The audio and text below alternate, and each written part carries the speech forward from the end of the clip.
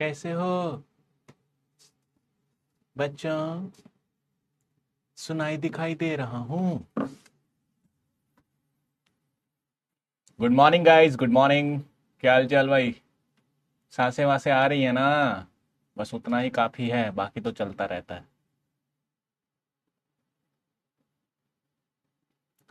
Good morning जी, good morning. जब तक सांस है तब तक आस है। ठीक है, तो लगे रहो, लगे रहो, डरो मत। राधे राधे जी, राधे राधे।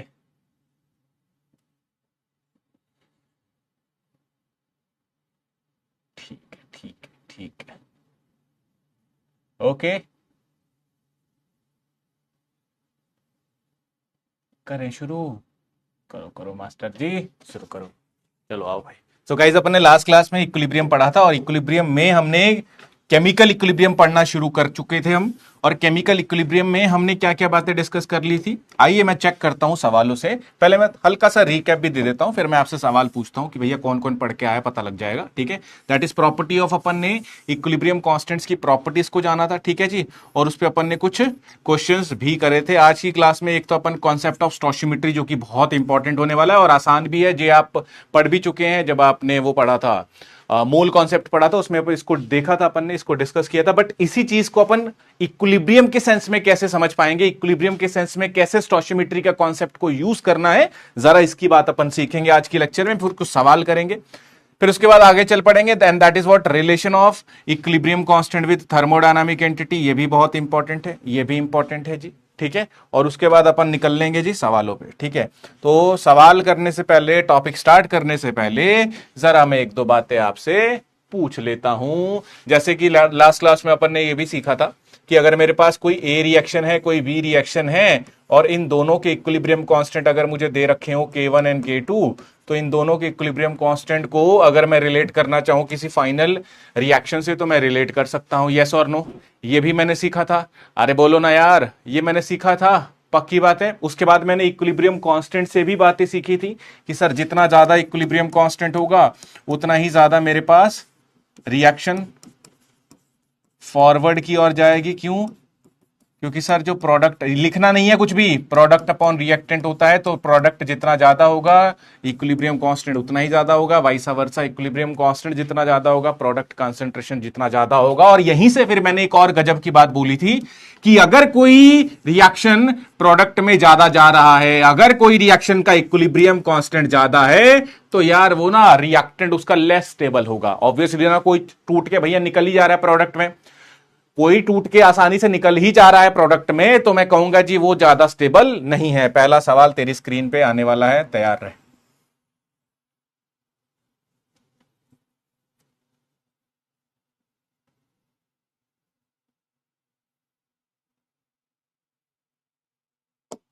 पहला सवाल जी, फटाफट से आंसर चाहिए, फटाफट से आंसर चाहिए, बिना किसी देरी के। बोलो जी, देखता हूं कौन कौन से बच्चे पढ़ के आए हैं, यहीं से पता चल जाएगा मुझे। बोलो रे, क्या लिखा है? एक रिएक्शन है, ये क्वेश्चन है तेरे पास। इस क्वेश्चन में ये पहली रिएक्शन है, B AO BO CO and DO। ठीक है, उन सबके इक्विलिब्रियम कांस्टेंट्स दे रखे हैं। What you have to answer is कि which oxide is most stable, most stable. बताओ, बोलो जी। बहुत बढ़िया, yes. Harsh, Akanksha, chain silicate and so on. Deepak Swami, Rudrakshi, ठीक है, गोकुल कुमार, विशाल त्रिपाठी, ठीक है, चलो बहुत बढ़िया। So the correct answer will B कि सर जितना इक्विलिब्रियम कांस्टेंट कम होगा उतना ही ज्यादा तेरे पास स्टेबिलिटी हो। ठीक है, ये ध्यान रख। इक्विलिब्रियम कांस्टेंट जिसका कम है, इसका मतलब इक्विलिब्रियम कांस्टेंट का मतलब है कि सर इक्विलिब्रियम कांस्टेंट होता है प्रोडक्ट अपॉन में रिएक्टेंट। तो अगर इक्विलिब्रियम कांस्टेंट कम है मतलब प्रोडक्ट की तरफ कम जा रहा होगा, मतलब ज्यादा का ज्यादा रिएक्टेंट ही होगा। दैट मीन्स कि यहां पे मेरे पास ये ज्यादा स्टेबल होगा ज्यादा होने का मतलब ज्यादा स्टेबल। क्यों? क्योंकि सर ये ज्यादा जल्दी टूट नहीं रहा है, अगर टूट जाता तो ये लेस स्टेबल होता ना। So that is what option number A is the correct one. Right बच्चों, चलो बहुत बढ़िया।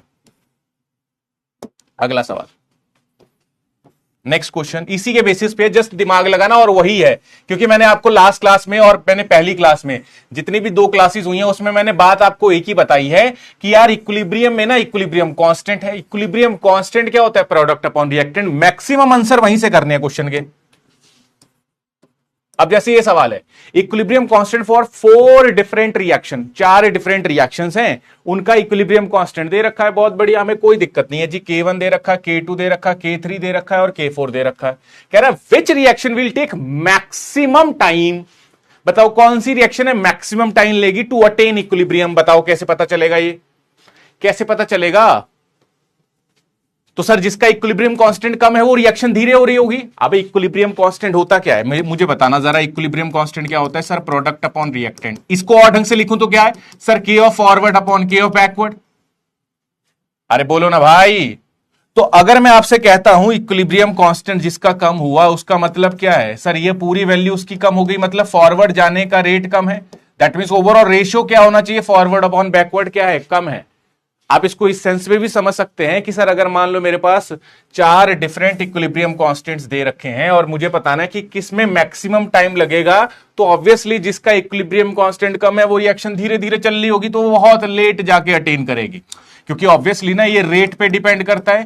के ऑफ फॉरवर्ड कितना है, बैकवर्ड कितना, उतना ही के इक्विलिब्रियम होगा। अगर के इक्विलिब्रियम कम है दैट मींस ये पूरी वैल्यू कम होगी, और ये कम होने का मतलब क्या? रिएक्शन धीरे धीरे आगे भी धीरे चल रही है, पीछे भी धीरे चल रही है। अरे बोलो ना यार। तो ओवरऑल कहने का इसका मतलब यह है कि सर अगर इक्विलिब्रियम कांस्टेंट जिसका कम है, ये बातें नोट करके लिखते चलो। इक्विलिब्रियम कांस्टेंट जिसका कम होगा that is what least stable होगा वो।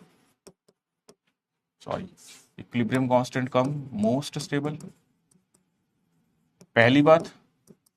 दूसरा, इक्विलिब्रियम कांस्टेंट जिसका कम it will take most time taken to attain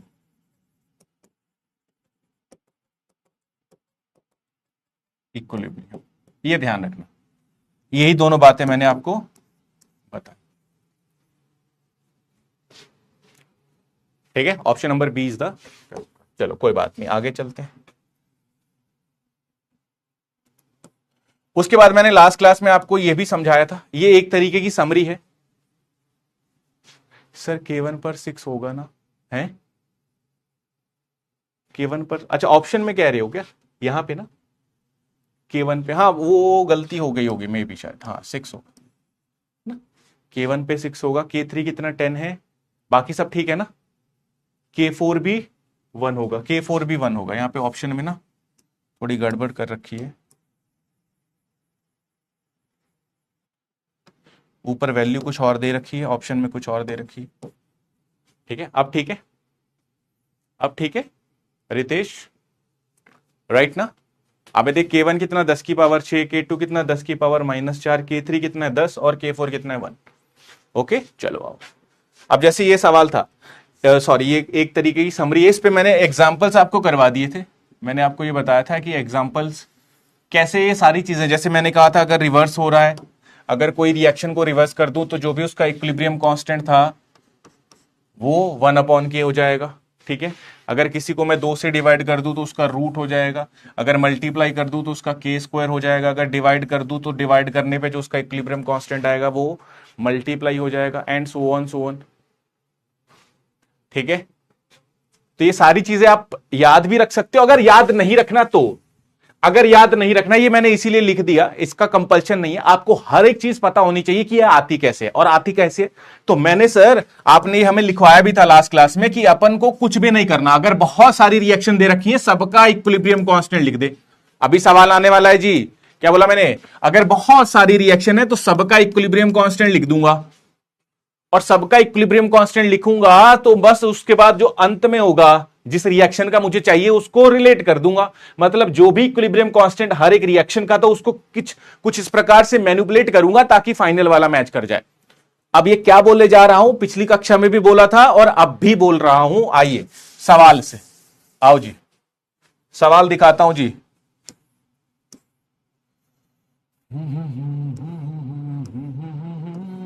लो, इस क्वेश्चन का आंसर करो, बढ़िया सवाल है। ऐसा सवाल शायद तुम्हारी डीपीपीपी में भी मिलेगा आपको, आज जो मैंने दी है इसमें मिल जाएगा आपको ये क्वेश्चन। चल भाई आंसर कर इसका।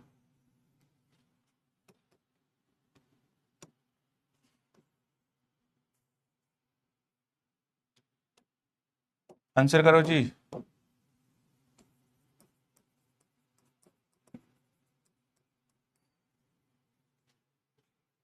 देखो करना कुछ नहीं, देख सब 3 रिएक्शन दे रखे हैं, 1 2 3।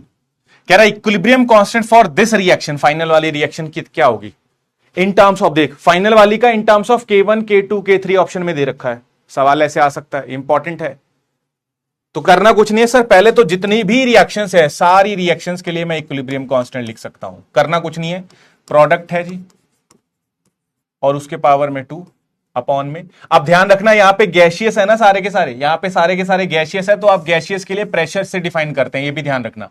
तो आप यहां पे लिख low pressure of ammonia. Guys ये भी लिखना आना चाहिए, अगर आप गैसियस में रिप्रेजेंट कर रहे हो फेज, इसको कहा जाता है फेज, है ना, कि गैसियस फेज है, ये भी गैसियस फेज है, ये भी गैसियस फेज है, सारे के सारे गैसियस फेज हैं। तो वहां पे आपको ध्यान रखना है कि अपन को यहां पे प्रेशर की टर्म में रिप्रेजेंट करना है, क्योंकि गैसेस के कॉरेस्पॉन्डिंग प्रेशर लिखा जाता है। तो यहां पे अमोनिया की पावर 2 अपॉन में pressure of nitrogen upon pressure of hydrogen, इसकी स्टोशियोमेट्री कितनी है 3। ऐसे ही K2 देख ले, तो K2 कितना होगा,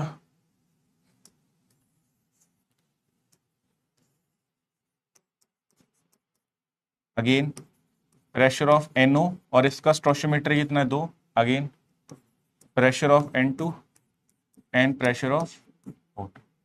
लास्ट में K3 कितना है, pressure of H2O upon pressure of H2 and pressure of O2 की पावर हाफ। ठीक है, सिंपल है, ये सबको लिखना आना चाहिए, ये बच्चों सबको लिखना आना चाहिए। बिल्कुल, जो भी बच्चे डी आंसर कर रहे हैं, दीपक स्वामी एंड विधाश्री कुलकर्णी, ठीक है, बहुत बढ़िया बच्चों, ठीक है, शाबाश। तो लेट सपोज मैंने कहा K1 K2 और K3 है मेरे पास, ठीक है। अब इसमें मुझे फाइनल रिएक्शन का भी इक्विलिब्रियम कांस्टेंट चाहिए, जो मैं लिख रहा हूं यहां पे।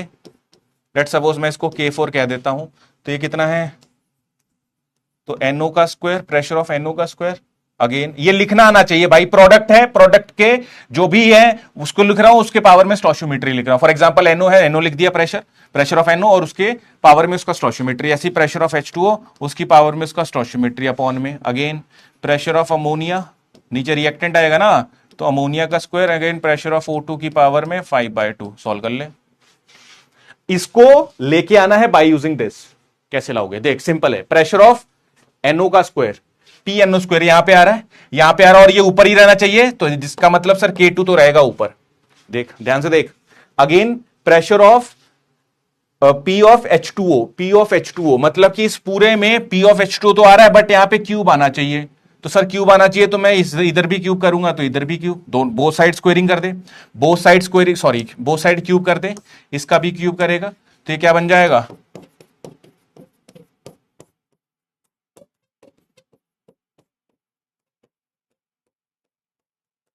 पक्की बात है। अब ऐसा क्यों किया, क्योंकि सर अब मुझे अगर P ऑफ NO स्क्वायर चाहिए, NO का स्क्वायर चाहिए, तो वो यहां से मिल रहा है, अगर H2O क्यूब चाहिए तो मुझे यहां से मिल रहा है। बोलो जी, इसके अलावा अगर मैं बात करता हूं, ये तो ऊपर हो गया, नीचे क्या चाहिए मुझे, P ऑफ अमोनिया, अमोनिया नीचे चाहिए, तो इसको डिवाइड करना पड़ेगा, सिंपल है। तो मुझे चाहिए sir K2 K3 cube upon में K1। अब इसको एग्जैक्ट सॉल्व करके भी देख लो, मान लो आप K2 कर रहे हो, इसको मल्टीप्लाई करो, अगेन इसको पूरे को डिवाइड करो, तो नेट आंसर यही आने वाला है। मैंने इजी वे में कैसे कर दिया, मुझे आइडिया है कि सर ऊपर चाहिए P ऑफ NO स्क्वायर, तो NO स्क्वायर का ऊपर और NO स्क्वायर, ऊपर और NO स्क्वायर, तो ऊपर भी है और NO स्क्वायर भी है, तो ये ऊपर आएगा, दैट इज K2। उसके बाद मुझे PH2O का क्यूब चाहिए था, मुझे कैसे पता चल रहा है, यहां से मुझे ये लाना है, तो PH2O का क्यूब, तो मैंने लिखा PH2O का क्यूब, तो इस बात को मुझे यहां रखना है। अब बाकी ऊपर सिर्फ 2 ही चीजें रहेंगी, ऊपर 2 ही चीजें रहेंगी, तो नीचे बाकी आनी चाहिए, और बाकी नीचे क्या आनी चाहिए, पी ऑफ अमोनिया, जो कि सिर्फ यहीं पे है, तो इसको नीचे ले आऊंगा। दैट्स इट, आंसर खत्म। Option number D is the correct one. अरे मेरी बात समझ आ रही है ना, इसको आप वेरीफाई भी कर सकते हो, सारी बातें रखोगे, जो चीजें हैं वो कैंसिल आउट होके नेट क्या बचेंगी, यही बचेंगी। ठीक है, तो option number D is the correct one. अब इसमें वो ऐसा भी पूछ सकता है कि लेट सपोज अगर मैं इसको K4 कहता हूं, तो उसने K1 K2 K3 का वैल्यू दे दिया, अब तेरे से K4 पूछेगा, तो कुछ नहीं करना, ये एक्सप्रेशन आ रहा है, इसमें K1 K2 K3 का वैल्यू रख दे, आंसर निकाल। चलो कोई बात नहीं, आई होप सो आपको समझ आ रहा होगा, राइट?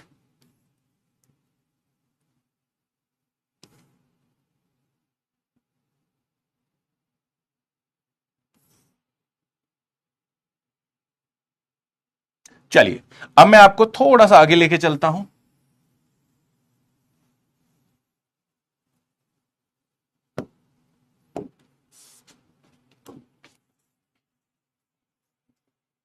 गाइस यहां तक की स्टोरी सबको क्लियर है? सबको क्लियर है ना? चलो अब मैं आपको, ये सवाल आएगा इसमें ना, जैसे मैंने बोला ना अभी, ये जो अभी करवाया मैंने K2 K3 क्यू वाला, इसमें वैल्यू दे रखा होगा, डीपीपी में सेम सवाल है, उसमें बस वैल्यू रख के सॉल्व करना है आपको, ठीक है? वो सॉल्व कर लेना एग्जैक्टली। चलो ठीक है, अब मैं आपको थोड़ा सा आगे लेके चलता हूं। अभी तक अपन ने क्या क्या पढ़ा है सर? अपन ने एक तो इक्विलिब्रियम कांस्टेंट का इंट्रोडक्शन देखा है, रिलेशन देखे हैं केपी केसी केएक्स और केएन के बीच में, फिर अपन ने इक्विलिब्रियम कांस्टेंट के कुछ फीचर्स लिखे थे, कुछ प्रॉपर्टीज लिखे थे, उनके बीच रिएक्शंस जो भी हैं उनका रिलेशन देखा था अपन ने। एक और सवाल पूछ देता हूं आपको, थोड़ा सा और अच्छा लगेगा।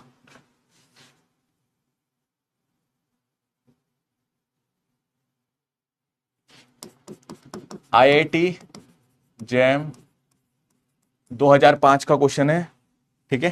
कह रहा था रिलेशनशिप बिटवीन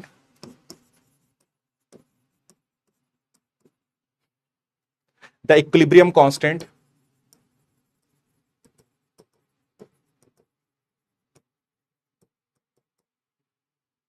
K1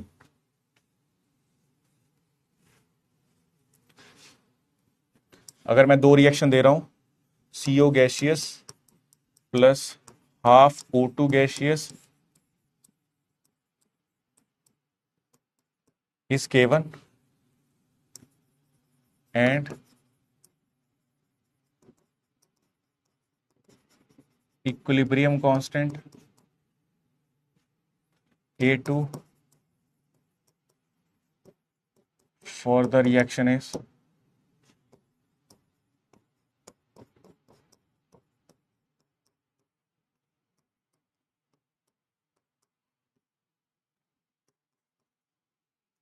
ठीक है।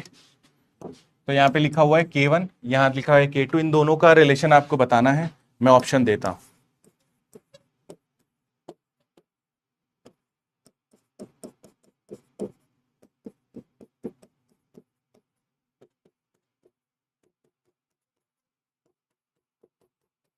फटाफट से आंसर कर दो। इजी है, इजी है क्वेश्चन।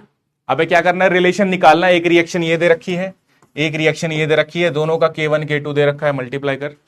या तो दोनों का तू इक्विलिब्रियम कांस्टेंट लिख सकता है, या तो दोनों का ही इक्विलिब्रियम कांस्टेंट लिख के रिलेट कर सकता है। बोलो जी। तो यहां पे अपन कर क्या रहे हैं सर, ये जो रिएक्शन है इसको 2 से मल्टीप्लाई कर रहे हैं। तो मैंने आपको बताया था, जब भी किसी को 2 से मल्टीप्लाई करो या जिस भी टर्म से मल्टीप्लाई करो, जो उस रिएक्शन को मल्टीप्लाई कर रहे हो उसका जो इक्विलिब्रियम कांस्टेंट है वो पहले के 2 गुना हो जाएगा, दैट इज पहले का स्क्वायर हो जाएगा। देख अभी अभी जस्ट अभी बताया था मैंने, जस्ट अभी दिखाया तुझे। क्या, अगर मैं किसी रिएक्शन को 2 से मल्टीप्लाई करता हूं तो उसका जो रिजल्टेंट वाला है, जो बनती है, जिसको 2 से मल्टीप्लाई किया था, उस रिएक्शन का जो इक्विलिब्रियम कांस्टेंट है पहले वाले के स्क्वायर हो जाएगा। सिमिलरली इधर आ जा, सेम ऐसा ही है, सेम ऐसा ही है। इसको याद रखने की कोई जरूरत नहीं है, आप इसको प्रूफ भी कर सकते हो। आप यहां पे इसको लिख भी सकते हो। देख K1 क्या होगा, P of CO2 upon P of CO P of O2 की पावर हाफ। अगेन K2 कितना है, PCO2 का square PCO square and P of O2। Solve करो, दोनों में रिलेशन क्या है सर? अगर मैं इस पूरे को स्क्वायर कर दूं, इस पूरे का स्क्वायर कर दूं, तो सर K1 K2 के बराबर आ जाएगा वो। अगर मैं K1 का स्क्वायर कर दूं तो वो K2 के बराबर आ जाएगा। यस और नो? बोलो जी। इजी है ना? Option number C is the correct one. चलो तो ये ध्यान रखना।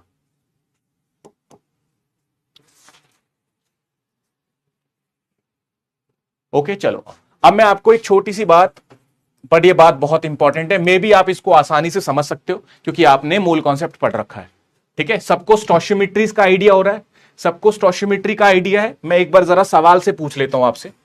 लेट सपोज, अगर मैं, लिखना कुछ नहीं है गाइस, अभी मैंने कुछ ऐसा नहीं लिखवाया जो आपको नोट करना है, ऐसा मैंने कुछ भी नहीं लिखवाया अभी। अरे बोलो ना यार, ये सारी बातें अपन पढ़ चुके हैं, अभी बस अपन सवालों से एक बार रिकैप कर रहे थे सारी चीजें। डन। चलो, अब मैं आपको एक छोटा सा, ये भी लिखना नहीं है अभी, अभी ये भी लिखना नहीं है, मैं सारी बातें लिखूंगा ढंग से। लेट सपोज मैं अगर 2a plus 3b it can form c, इस बात को रीड करना चाहूं, रीड मतलब कि सर ठीक है आपने बोला 2a plus 3b gives you c, ये केमिकल रिएक्शन है, इसमें ना यार a और b रिएक्टेंट है, c प्रोडक्ट। बट यहां पे स्टोशियोमेट्री का क्या खेला है कि सर अगर 2a 3b से रिएक्ट करता हूं तो 1c बनता है, यस और नो? अरे बोल, दो, इसको रीड कैसे करूंगा sir? 2 moles of A react with 3 moles of B to form 1 mole of C. इसका मतलब अगर मैं तुझे कहता हूं कि रिएक्शन में मैंने 4 मोल ले लिए, ये तो बता ये कितने होंगे? बता, अगर इसको और ढंग से बोल ले, आसान कर देता हूं, अगर मैंने इसके लेट सपोज 3 मोल ले लिए तो इसके कितने होंगे सर? इसके 2 मोल होंगे अकॉर्डिंग टू स्टोशियोमेट्री। सर अगर इसका 3 मोल ले रहे हो तो इसके 2 मोल से रिएक्ट करके ये इसका 1 मोल बनाएगा, यस और नो? यस और नो? लेट सपोज अगर मैं इसके 6 मोल ले रहा हूं तो सर आप कितने मर्जी लो, ये 2:3 में ही कंबाइन होंगे। इसका मतलब अगर आप इसका 6 ले रहे हो तो इसका हाफ कितना होगा? That is what? इसको और ढंग से समझना है तो लेट सपोज अगर मैं इसको कह रहा हूं 2 मोल, ये 3 मोल है, ये 1 मोल है, तो ओवरऑल कहने का मतलब, इसको मैं और एग्जांपल से समझा देता हूं कि सर अगर लेट सपोज ये 2a है और ये 3b है, तो सर जब इसका 2 इसका 3 से कंबाइन होगा तभी एक बनेगा। ये एक बनाने के लिए इसका 2 या 3 से कंबाइन हो बहुत जरूरी है, बिना इसके ये 1 मोल कतई नहीं बनाएगा, पहली बात। दूसरा, लेट सपोज इसके मैं जो भी मर्जी मोल कहता हूं, लेट सपोज मैंने कह दिया इसके 6 मोल, अब मुझे बताओ ए के कितने मोल होंगे? तो तुम कहोगे अकॉर्डिंग टू स्टोशियोमेट्री, कि सर अगर मैं 3 मोल कहता हूं बी का तो वो रिएक्ट होते हैं 2 मोल ऑफ ए से, पक्की बात है। अगर 1 मोल की बात करूंगा तो वो रिएक्ट करेंगे 2 मोल ऑफ ए अपॉन में 3, अबे 3 नीचे आ जाएगा। अगर 6 मोल की बात करूंगा कि 6 मोल ऑफ बी रिएक्ट करवाने के लिए कितना चाहिए, तो सर 6 इंटू में 2/3, तो ओवरऑल आ जाएगा 4। बात आपको शायद क्लियर है, ऑब्वियसली ना 4 आ जाएगा। ये मैंने आपको करके दिखाया, बट आप यहां से भी समझ सकते हैं क्योंकि आप ये बात इजीली जानते हैं, आप पढ़ चुके हैं इसको मोल कॉन्सेप्ट में। अगेन एक और सवाल, लेट सपोज अगर मैं इसी में एक रिएक्शन लिख दूं, 2a gives you 3b plus 5c। इसका मतलब लेट सपोज मैंने ये जो रिएक्शन लिखा है इसमें मैंने मोल भी ले लिया 4 मोल, या 2 मोल ही ले ले, इजी हो जाएगा 2 मोल ले लिया मैंने। मुझे जरा बताना आप, डेफिनेटली 2 मोल लूंगा तो सर इस 2 मोल से अगर 2 लेता हूं तो इसका 3 बनता है, इसका 5 बनता है, पक्की बात है। स्टोशियोमेट्री का यही मतलब है कि सर अगर इसका 2 मोल लोगे आप ए का तो वो टूट के 3 बी में और 5 सी में टूटेगा। लेट सपोज मैं कहता हूं इसका 2 मोल लिया तो सर इसका 3 मोल बनेगा, इसका 5 मोल बनेगा। तो अब मुझे स्टोशियोमेट्री से एक और गजब बात समझ आती है, क्या? हां सर, ए रिएक्टेंट है, ये टूटेगा तो बी और सी तो बनेगा, बट इस बी और सी में से ज्यादा कौन सा बनेगा? यस और नो? ज्यादा कौन सा बनेगा? तो सर ज्यादा वाला बनेगा सी वाला, ठीक है? ठीक है जी, ओके चलो बहुत बढ़िया। तो ये मेरे पास है जी कि सर हां अपन स्टोशियोमेट्री के बेसिस पे ये भी पता कर सकते हैं। लेट सपोज इस पे सवाल कैसे आएगा? लेट सपोज मैंने एक क्वेश्चन दिया आपको, जरा बताना। बढ़िया सवाल है जी,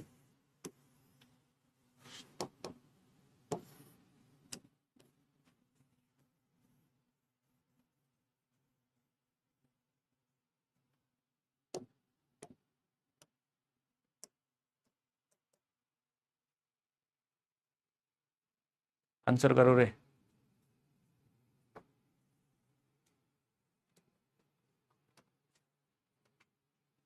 अबे यार दिमाग मत मेरा खराब करो, मैं पहले बता रहा हूं, चुपचाप पढ़ लो, ठीक है? ऐसी फिर मैं ब्लॉक करवा दूंगा, नहीं आई समझ तो फिर तू मूल कॉन्सेप्ट में क्या कर रहा था? है वहां जब मैं पढ़ाया था तो वहां क्या कर रहा था तू?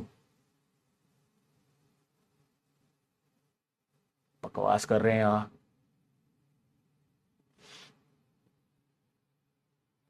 जो बच्चे पढ़ रहे हैं उनको पढ़ने दो, मुझे 2 मिनट लगेगा ब्लॉक करवाने में।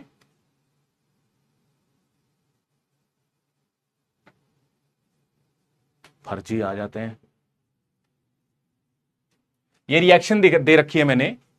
इस रिएक्शन में मैंने बोला in the figure below identify the curve X Y and Z. अच्छे भले सारे बच्चे पढ़ रहे हैं, एक आधा टपक जाता बीच में, गधे कहीं के। तो शानू जी मैं आपको पढ़ाऊं क्या, स्पेशली आऊं क्या आपके पास? आपके पास स्पेशली आऊं क्या पढ़ाने? नहीं पढ़ा है तो उसको पढ़ के आओ। अंडरस्टूड है ना? पहले पहले चीजें क्यों पढ़ाई जाती है मुझे जरा बताना। पहले चीजें क्यों पढ़ाई जाती हैं? पहले चीजें क्यों पढ़ाई जाती है बताओ। जो चैप्टर पहले पढ़ाया गया उसका कुछ तो इंपॉर्टेंस होगा ना।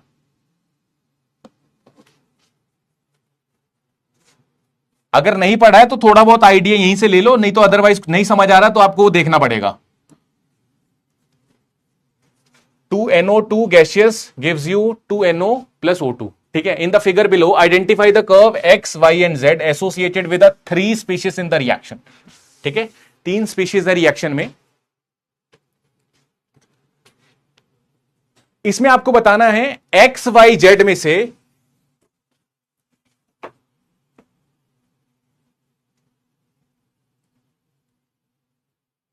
एक्स क्या है, वाई क्या है, जेड क्या है, ये बताना है बस।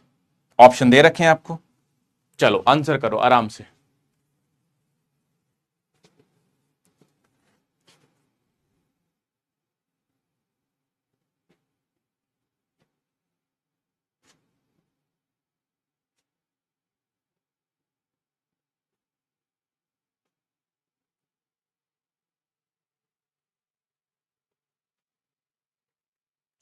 ठीक है, कोई बात नहीं, आप इजीली अपने अपने अकॉर्डिंगली दिमाग लगा लो, फिर मैं बताता हूं। देखो चल सर, कहीं ना कहीं ये रिएक्शन जो दे रखा है, इस रिएक्शन में ये क्या है सर, ये होता है रिएक्टेंट, बहुत बढ़िया। ये क्या है सर, ये होता है प्रोडक्ट, बहुत सुंदर। और सर जब भी कोई रिएक्शन चलती है तो समय के साथ रिएक्टेंट घटता है, कोई दिक्कत सर? कोई दिक्कत नहीं है। प्रोडक्ट बढ़ता है सर, इसमें भी कोई दिक्कत नहीं है। अरे बोलो ना यार। बट सवाल ये उठता है कि सर हां अगर ये घटता है तो समय के साथ कंसेंट्रेशन किसका घटेगा, रिएक्टेंट का। तो बता जेड वाला कौन सा होगा रिएक्टेंट? तो एक बात तो क्लियर है, जेड वाला क्या है जी, NO2। तो जहां जहां जेड है, जेड NO2, NO2 O2 और NO नहीं है, हटा दे। पक्की बात है, पहला हो गया। दूसरा, सर ये प्रोडक्ट है, बट सवाल उठता है सर हां बिल्कुल समय के साथ जब मैं कंसेंट्रेशन देखूंगा विद टाइम प्रोडक्ट बनना शुरू होगा, टाइम के साथ बनना बढ़ेगा, कंसेंट्रेशन इंक्रीज होगा। तो यस, एक्स और वाई दोनों ही इंक्रीज हो रहे हैं, बट सवाल उठता है एक्स वाई में से अब NO और O2 कौन सा है? तो अब ध्यान यही रखना है कि सर अगर इसका 2 मोल था तो इसका 2 बनेगा, इसका 1 बनेगा, स्टोशियोमेट्री के अकॉर्डिंग। स्टोशियोमेट्री के अकॉर्डिंग, हेलो, अगर मैं इसका 2 लेता हूं तो इसका 2 बनेगा, बट इसका 1 बनेगा, और कम बनेगा, कम बनेगा, कम बनेगा। मतलब कि कम वाला क्या है, कंसेंट्रेशन समय के साथ बढ़ तो रहा है बट धीरे धीरे बढ़ेगा, कम बढ़ेगा, तो ये O2 होगा, ये NO होगा। बोल Guddu, option number A is the correct one. बात समझ आएगी नहीं? यस और नो? तो स्टोशियोमेट्री का थोड़ा सा आइडिया मिला आपको, ठीक है। अब मैं स्टोशियोमेट्री को इक्विलिब्रियम से रिलेट करूंगा, ठीक है, जरा ध्यान से सुनना।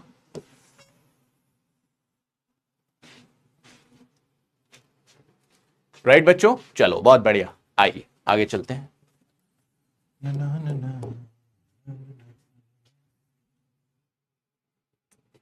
ठीक है, तो कॉन्सेप्ट ऑफ, अब हेडिंग डाल लो और सारी बातें लिखना। Stoichiometry, concept of stoichiometry in chemical equilibrium.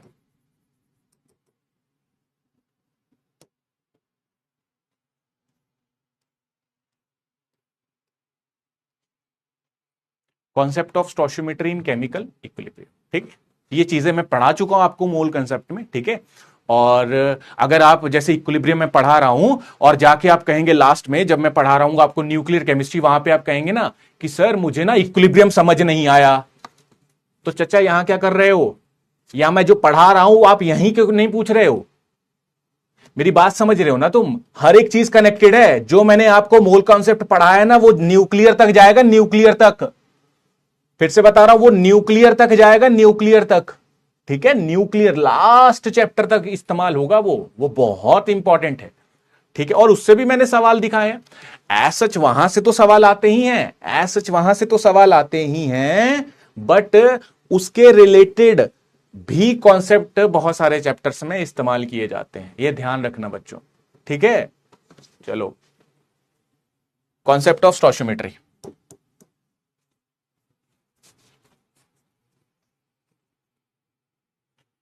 आओ, तो स्टोशियोमेट्री क्या होती है अपन ने अभी देखा। अब आप बातें लिख सकते हो। तो स्टोशियोमेट्री इज द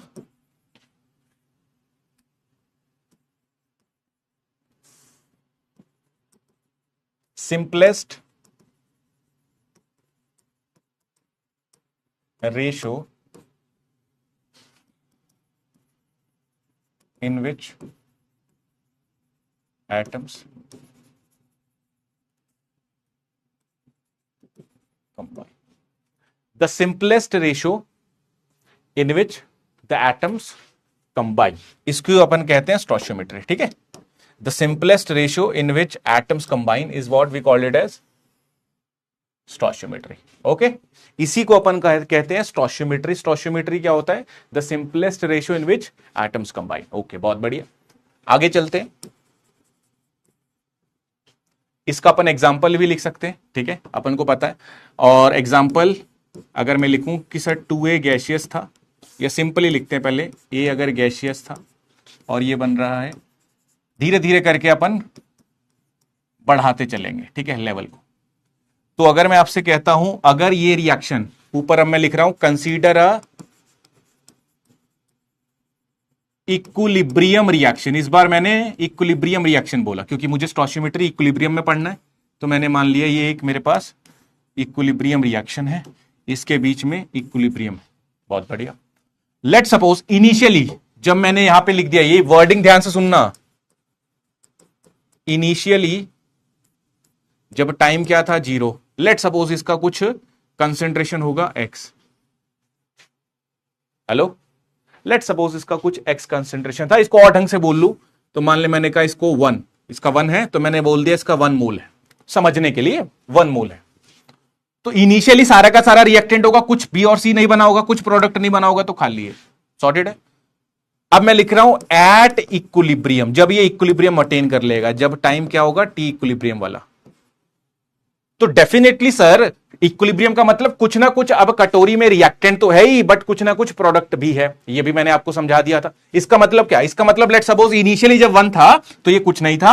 अब लेट सपोज मैंने कहा इस ए में से कुछ ना कुछ तो अमाउंट प्रोडक्ट में गया होगा, इस रिएक्टेंट में से कुछ ना कुछ तो गया होगा, तो हमें नहीं पता। तो लेट सपोज कि एक्स अमाउंट इसमें से, इस बी का एक्स बना है, इस सी का एक्स बना है। तो ये बना कहां से होगा? यहीं से। तो एक था, उसमें से एक्स अमाउंट घट गया होगा। बात ये समझ आई कि नहीं? अब एक कटोरी में अगर मेरे पास 1 किलो है और 5 किलो, सॉरी 1 किलो है और आधा किलो प्रोडक्ट में कन्वर्ट हो गया, तो आधा किलो तो बचा होगा। सिमिलरली इधर भी आ जा, अगर मान ले मेरे पास 1 किलो था, कुछ नहीं था प्रोडक्ट में, फिर मैंने कहा प्रोडक्ट एक्स बन गया। अब ये एक्स और एक्स, तू कहेगा सर एक्स और एक्स 2x बन रहा है। अबे भाई, इसका 1 मोल है तो इसका भी 1 बनेगा, इसका भी 1 बनेगा। सिमिलरली अगर इसका x कम हो रहा है तो इसका भी x बनेगा, इसका भी x बनेगा। तो अब सवाल उठता है सर यहां पे कितना बचेगा? तो 1 था, उसमें से x घट गया, 1 माइनस एक्स। ये चीज सबको क्लियर है? इजी है, इजी है। चलो ठीक है। अगेन अब मैं जानता हूं, अगर टोटल कॉन्सेंट्रेशन एट, या total number of moles at equilibrium, अगर मैं आपसे पूछूं total number of moles at equilibrium, equilibrium पे टोटल मोल्स कितने हैं? बहुत सिंपल है सर, सबको ऐड कर देंगे। अरे सबको ऐड कर देंगे ना यार।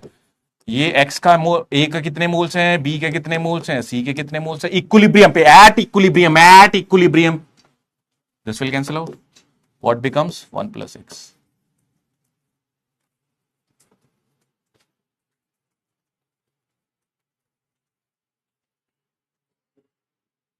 ठीक है, ये ध्यान रखना, ये आगे तुम्हारे टोटल मोल्स एट इक्विलिब्रियम, पक्की बात है। अब देखते चलना, ये यहीं से अपन सेम ऐसे ही 3-4 बार करूंगा, यहां पे डिफरेंट डिफरेंट एग्जांपल्स लेके 3-4 बार करूंगा, अभी चिंता मत करो। एक बार जस्ट समझने की कोशिश करो कि क्या क्या, पहले मैंने इनिशियल मोल्स लिखे, फिर इक्विलिब्रियम पे मोल्स कितना है, फिर टोटल नंबर ऑफ मोल्स कितने आए, ठीक है। अब मैं यहीं से कॉन्सेंट्रेशन एट इक्विलिब्रियम की बात करूंगा, कॉन्सेंट्रेशन एट इक्विलिब्रियम मतलब सर कॉन्सेंट्रेशन क्या होता है, पहली बात तो ये देखो N अपॉन V। तो लेट सपोज अगर V वॉल्यूम है तो A के कितने मोल्स है, N क्या है मोल्स, तो अगर मैं A का कॉन्सेंट्रेशन लिखूं तो कितने होंगे, A के मोल्स कितने हैं 1 माइनस एक्स अपॉन में V। यस और नो, यस और नो बोलो रे। अगेन B का कंसेंट्रेशन कितना है सर, उसके मोल्स कितने x अपॉन में कितना V वॉल्यूम है। अगेन C के कितने हैं जी, x अपॉन में V। राइट बच्चों,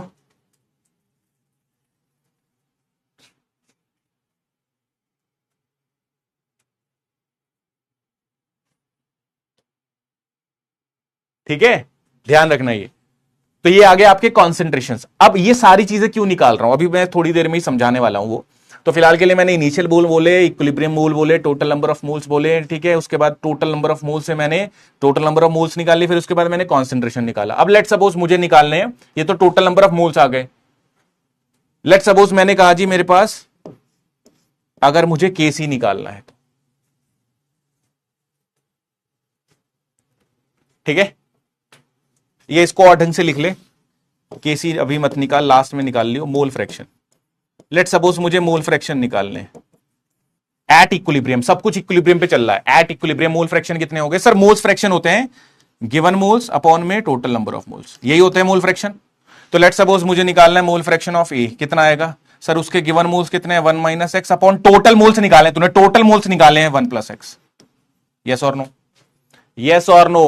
कोई भी चीज नहीं समझ आ रही है तो यही बोल दो कि मास्टर जी ये नहीं समझ आया। हाँ जी, चलो बहुत बढ़िया। Again mole fraction of B कितना होगा सर, इसके कितने मोल्स हैं इक्विलिब्रियम पे, एक्स हैं, अपॉन टोटल मोल्स कितने हैं 1 plus x. Mole fraction of C कितना होगा सर, इसके एक्स हैं और नीचे आ जाएगा जी 1 प्लस एक्स। सॉर्टेड है, ये मोल फ्रैक्शन आ गए।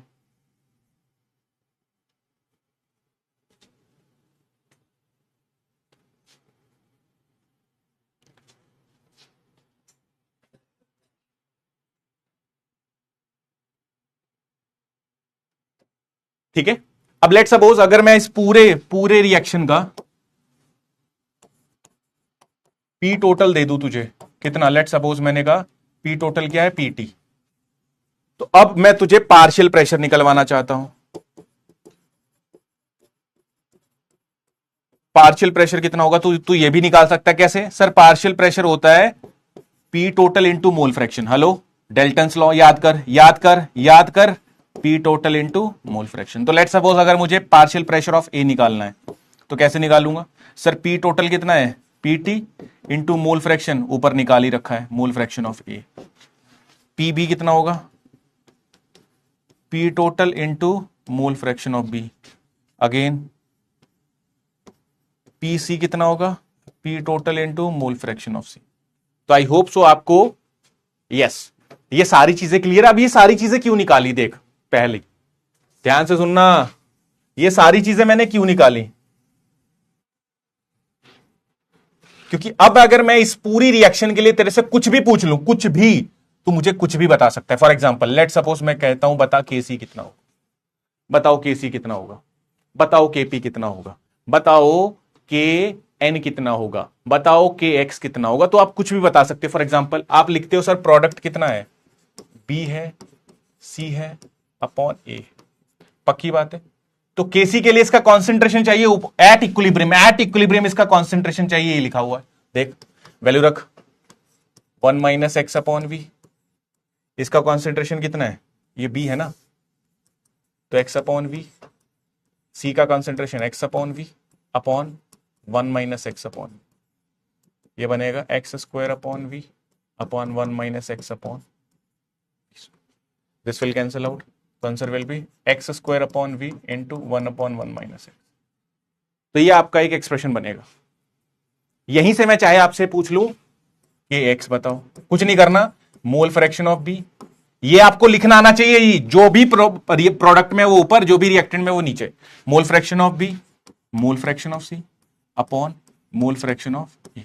निकालो, मोल फ्रैक्शन निकाल रखा है, बिल्कुल निकाल रखा है सर, बिल्कुल निकाल रखा है, ये मोल फ्रैक्शन ही तो है, ये सारा मोल फ्रैक्शन है। तो x upon one plus x, x upon one plus x upon one minus x upon one plus x. पहले तो मुझे बताओ भाई, किस किस को पता चल रहा है, ये कुछ पता ही नहीं चल रहा है, ये ऐसा लग रहा है कि का ही चल रहा है मास्टर जी, ये इंपॉर्टेंट है, पहले बता रहा हूं। ये सारे सवाल एक ही साथ समेट रहा हूं, पूरे स्टोशियोमेट्री के जितने भी स्टोशियोमेट्री के सवाल होंगे सब यहीं पे निपट जाएंगे। वो सवाल में ऐसी बोलेगा, कोई भी एक रिएक्शन दे देगा, कितने मर्जी मोल दे दे, वो कहेगा केसी बताओ, ऐसे ही वो बोलेगा के एक्स बताओ, वो बोलेगा केपी बताओ, तो कुछ भी बताना के लिए तुझे पहले ये सारी चीजें निकालनी पड़ेंगी। लेट सपोज ना, उसने बोला कि मुझे बस केसी चाहिए, तो तुझे बस इतना ही निकालना है, मोल फ्रैक्शन और प्रेशर की जरूरत ही नहीं है, तुझे बस इतना निकालना है, क्योंकि यहां से कंसंट्रेशन आ गया। लेट सपोज वो कहे केपी, तो तुझे ये भी निकालना पड़ेगा, केस के एक्स के लिए मोल फ्रैक्शन भी निकालना पड़ेगा, तुझे पार्शियल प्रेशर भी निकालना पड़ेगा। मेरी बात समझ रहे हो ना यार? ऐसी लेट सपोज अगर मैं आपसे कहता हूं मुझे के एन लिख के दिखाओ, कुछ नहीं करना जी, मोल्स ऑफ बी कितने, प्रोडक्ट के मोल्स कितने हैं अपॉन में मोल्स ऑफ रिएक्टेंट कितने हैं। हाँ जी, अरे बोलो यार, इंपॉर्टेंट लग रहा है ना, ये लगना चाहिए, इंपॉर्टेंट है गुड्डू। तो इक्विलिब्रियम पे मोल्स एक्स हैं अपॉन वन माइनस एक्स है, और केपी, ओ केपी,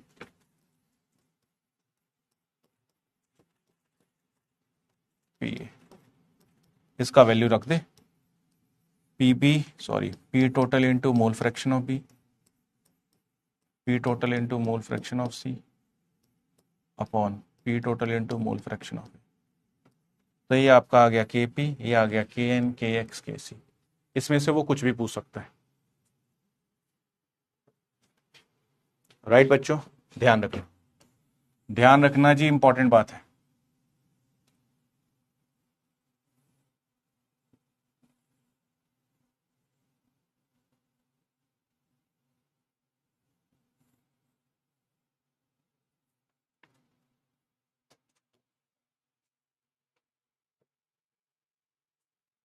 बिल्कुल जी प्रद्युमन, सही बोला यार तूने, सभी इंपॉर्टेंट है यार, ठीक है।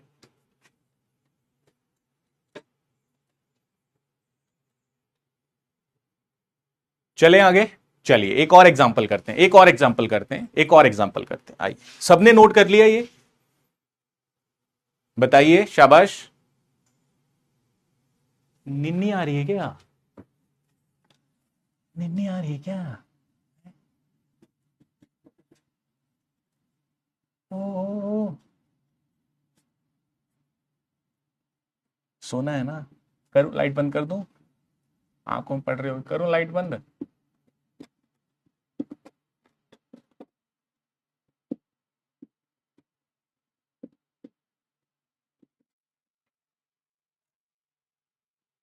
चलो आओ आगे चलते हैं। अब मैं आपको एक और एग्जांपल करवाता हूं। लेट सपोज मैंने लिखा 2a gaseous gives you 3b gaseous plus 2c gaseous। इस बार मैंने और स्टोशियोमेट्री को कॉम्प्लिकेट कर दिया। कुछ नहीं है भैया, जितना मर्जी कॉम्प्लिकेट करते मास्टर, अब अपने लिए आसान है। क्या? सबसे पहले तो अपन बोलेंगे ये सारा नहीं करना है, ये आपको सब कुछ नहीं निकाल देना है। जो पूछेगा, लेट सपोज केसी पूछ रहा है यहां तक रुक जा, के एक्स पूछ रहा है यहां तक रुक जा, केपी पूछ रहा है यहां तक चला जा, सब नहीं निकालना है। सवाल में जो पूछ रहा है उसके अकॉर्डिंग निकालना, बट यहां पे मैं आपको सब निकाल के दिखा रहा हूं। ओके, लेट सपोज मैंने कहा इनिशियल मोल्स कितने हैं सर? इनिशियल मोल्स इसके लेट सपोज मैंने कहा 2 मोल्स हैं, तो इसका कुछ नहीं होगा। अगेन लेट सपोज मैंने कहा एट इक्विलिब्रियम,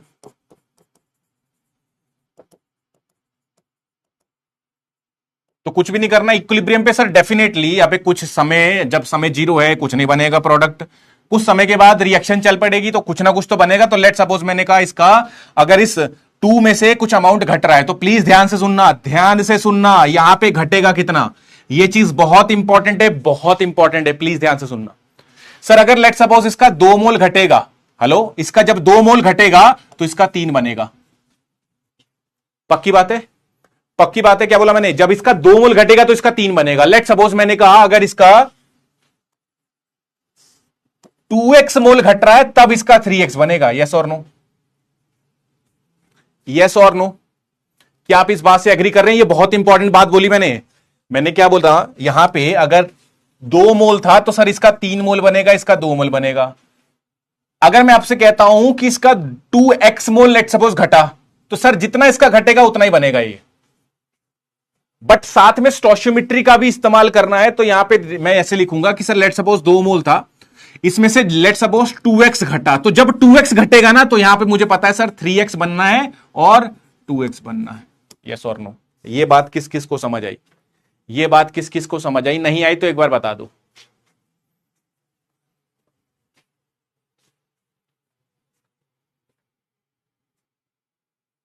लेट सपोज तुम्हारा मन है कि सर यहां पे x लिखना है, यहां पे 2x नहीं लिखना, अपन को x लिखना है, तो कुछ नहीं करना, देख इसमें ही चेंज आ जाएगा। कैसे सर, जब 2 मोल था ए रिएक्ट कर रहा है तो वो 3 मोल बनाएगा बी के, तो 1 मोल ए कितना बनाएगा, 3/2 मोल ऑफ बी। पक्की बात। तो x मोल कितना बना, अगर x मोल घट रहा है तो कितना बनाएगा, 3/2x। बस। तो लेट सपोज अगर तुझे यहां पे ऐसा भी लिखना है तो यहां पे तुझे चेंज करना पड़ेगा 3/2x और 2/2x। मैं आपका डाउट समझ गया हूं, अगर जिसने भी बोला है वो ये है कि सर यहां पे अगर मुझे x लिखना है, मान ले मुझे, मेरा मन नहीं है भाई, मैं नहीं लिख रहा 2x, अब बता मास्टर, मुझे 2x नहीं लिखना है, मुझे x ही लिखना है। तो सर जब x लिखूंगा ना तो आपको ये चीज इस्तेमाल करनी है। सिंपल है, कुछ भी नहीं, अपना दिमाग कुछ नहीं लगाना है भाई, जो भी यहां है उसको उठा के यहां लिख ले कि सर जब 2 मोल है तो 3 चाहिए, या 2 मोल घटेगा तो 3 बनेगा, तो 1 घटेगा तो कितना बनेगा, 3/2 mole of B. Again x mole घट रहा है तो 3/2x बनेगा। या तो तू इस टर्म में लिख ले या तो इस टर्म में लिख ले, कोई दिक्कत नहीं है, नो इशू एट ऑल।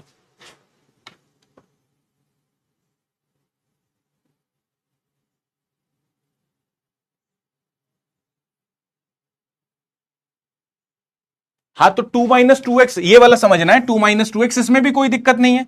इसमें देखना, इसमें लेट सपोज मैंने कहा अगर x मोल है तो वो 3/2x बनेगा, इसको उधर ले जा, इसको उधर ले जा भाई, 2x कितना बनेगा, 3x बनेगा। सिंपल बात है। अबे 2x लेना है तो 3x चला जा, x लेना है तो 3/2x चला जा। अबे यहीं से अगर मैं इस 2 को इधर ले जाऊं तो 2x से 3x बनेगा, नहीं तो अगर x से बनाना है तो 3/2x बनेगा। आप कैसे मर्जी कर सकते हो। आप यहां से भी देख सकते हो कि दोनों बातों का मतलब एक ही है। अगर मैं इस 2 को इधर ले जाऊंगा तो 2x से 3x बनेगा, या अगर मुझे x से बनाना है तो इस 2 को नीचे ले आ। सिंपल ना विशाल जी, बताइए। चलो बहुत बढ़िया। तो बस मुझे इक्विलिब्रियम के मूल्य चाहिए होंगे, चाहे मैं ऐसा लिख लूं चाहे मैं इसको ऐसा लिख लूं। अब मैं ऊपर की तरफ लेके चलता हूं, ऊपर वाला जो लिखा है उसको मान के चलता हूं, ठीक है। चलो, तो टोटल मूल्स बताओ बच्चों एट इक्विलिब्रियम।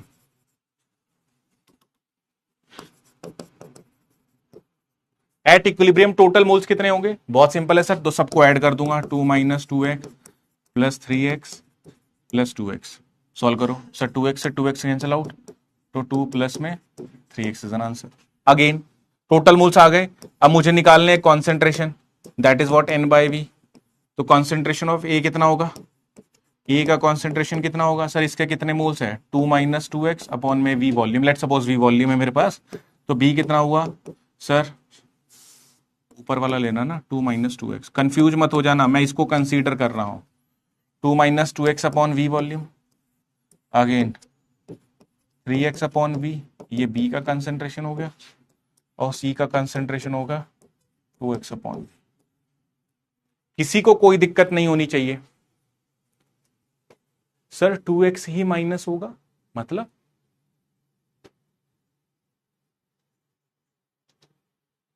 अच्छा आपका सवाल है कि सर यहां पे कितना माइनस होगा ना, कहने का मतलब ये है कि सर अगर मान लो ये 2 मोल था तो इस 2 मोल में से कितना यहां पे माइनस हो रहा है, तो ये सवाल में मेंशन होगा कि एट इक्विलिब्रियम वो इतना रिएक्ट कर रहा है या इसका अमाउंट इतना बच रहा है ना।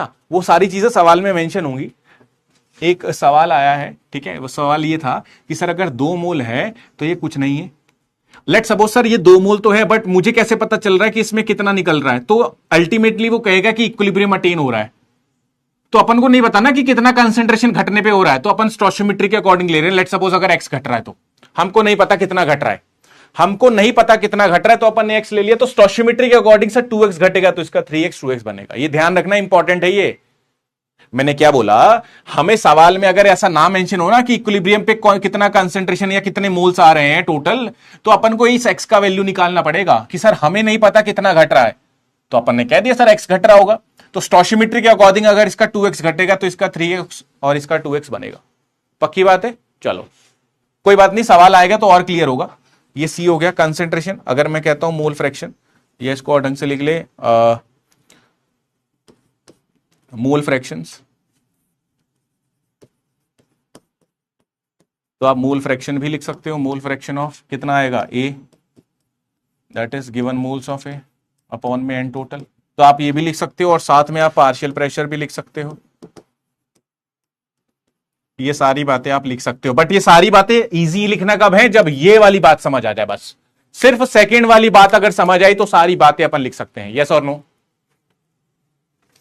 अगर सेकंड वाली जो बात है एट इक्विलिब्रियम मोल्स कितने हैं, वो चीज अगर अपन को समझ आई तो अपन सारी बातें खुद ब खुद लिख सकते हैं। यस और नो।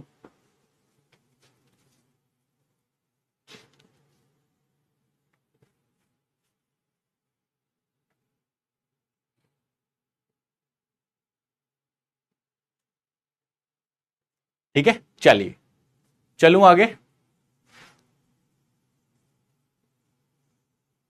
ओके, अब मैं आपको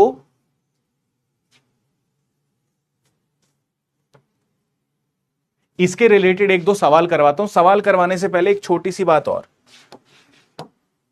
बात है कि अगर लेट सपोज मेरे पास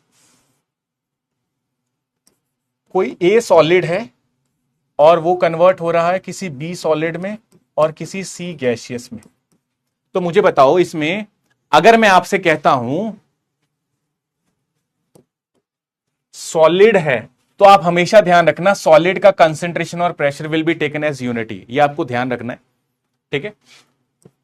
नोट करके आप लिख सकते हो, कहीं भी लिख सकते हो, आप नोट करके लिख देना।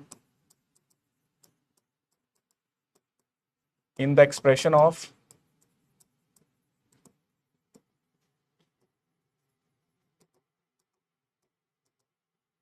equilibrium constant, the value of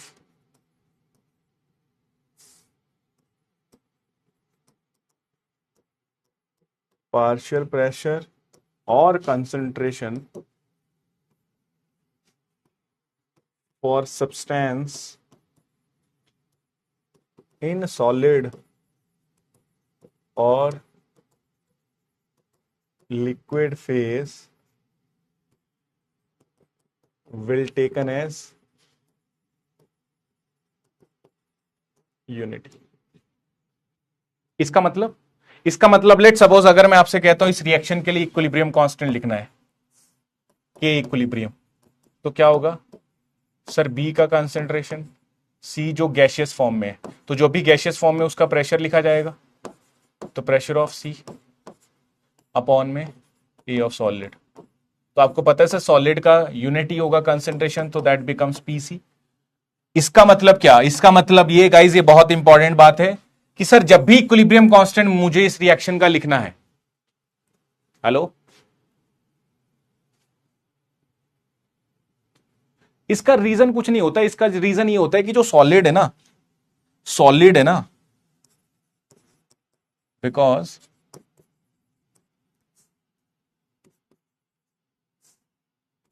the concentrations of solid and liquids will not change to large extent। ये ज्यादा चेंज नहीं होते, मतलब अगर मैं जितना ले रहा हूं ये उतने ही रहते हैं। इसमें ज्यादा चेंज नहीं आता। वेयर जो गैसेज है, गैस ऑब्वियसली प्रेशर का तो अबे सॉलिड के कारण तो कोई प्रेशर हो ही नहीं सकता। मेरी बात समझ रहे हो ना? प्रेशर हमेशा गैस की वजह से होगा, वही दबाव मारेगी क्योंकि वही रैंडम मोशन कर रही है। बात आती है कंसेंट्रेशन की, तो कंसेंट्रेशन में अगर मैं बात करता हूं तो कंसेंट्रेशन में इसका ज्यादा चेंज नहीं होता है, ऑलमोस्ट नेग्लिजिबल होता है, it does not change to large extent. अब यहां पे मैंने बात लिखी है पीसी वाली, तो मुझे बताओ यहां पे पार्शियल प्रेशर आ रहा है सी का, तो मुझे इस इक्विलिब्रियम कांस्टेंट को अगर नाम देना हो के सी, के पी, के एक्स और के एन में से, तो मैं इसको क्या बोलूंगा? इस इक्विलिब्रियम कांस्टेंट को क्या बोलूंगा? एक बार बताना मुझे जरा। तो डेफिनेटली सर यहां पे क्योंकि सिर्फ पीसी बच रहा है, गैशियस फॉर्म वाला बच रहा है, दैट मींस यहां पे आपको ध्यान रखना है कि ये मेरे पास आ जाएगा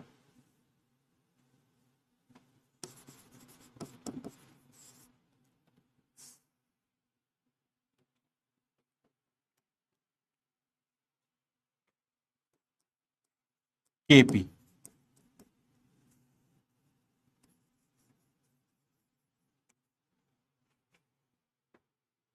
दैट इज व्हाट केपी, ये ध्यान रखना बच्चों, ठीक है? तो ये आ जाएगा केपी। तो इसी के बेसिस पे अब मैं एक सवाल आपको दिखा देता हूं। अच्छा सवाल है, बढ़िया सवाल है।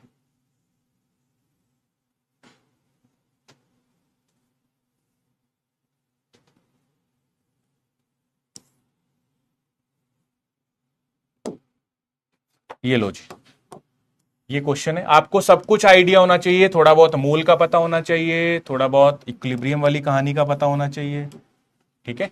चलो इस क्वेश्चन को अपन करना शुरू करते हैं, आराम से समझेंगे, कोई जल्दबाजी नहीं है भैया, कोई अपन परीक्षा नहीं दे रहे हैं, अपन सिंपल आराम से बैठ के चीजों को समझेंगे। ध्यान सुन ले, कह रहा सैंपल ऑफ कैल्शियम कार्बोनेट जो कि सॉलिड में is introduced in the sealed container, that means closed container, जिसका वॉल्यूम दे रखा है, जिसका टेम्परेचर दे रखा है, और अंटिल इक्विलिब्रियम इज रीच्ड। तो कह रहा था sample of calcium carbonate is introduced into the sealed container of volume this and heated, उसको हीट किया गया जब तक उसमें इक्विलिब्रियम ना अटेन हो। Again the equilibrium constant of the reaction, ये जो रिएक्शन दे रखी है, इस रिएक्शन का इक्विलिब्रियम कांस्टेंट दे रखा है इतने एटीएम। अब तुझे यहीं से क्लिक हो गया, हेलो इक्विलिब्रियम कांस्टेंट जैसे ही उसने एटीएम दे दिया, दैट मींस ये किस इक्विलिब्रियम कांस्टेंट की बात कर रहा है? केपी, केसी, केएक्स और केएन में से किसकी बात कर रहा है? तो सर एटीएम दे रहा है, तो मैं सिंपल बोल दूंगा सर ये केपी की बात कर रहा है। बोलो बच्चों, केपी की बात कर रहा है, डेफिनेटली केपी की बात कर रहा है। कह रहा है calculate the mass of calcium oxide present in the equilibrium.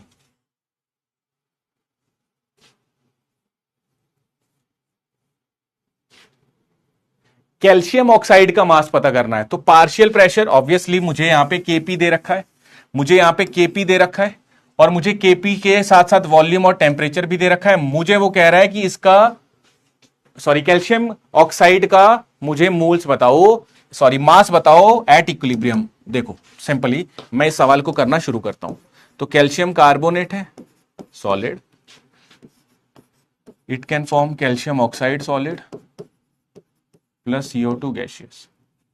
अगर मैं इसका केपी लिखता भी हूं तो आपको पता है कि सर सॉलिड के कारण कोई भी प्रेशर कंट्रीब्यूशन नहीं होता, तो सर प्रेशर आएगा सिर्फ CO2 का, और इस केपी का वैल्यू दे रखा है दैट इज 3.9 इंटू 10⁻⁻²। तो सर जो केपी का वैल्यू वही पार्शियल प्रेशर होगा।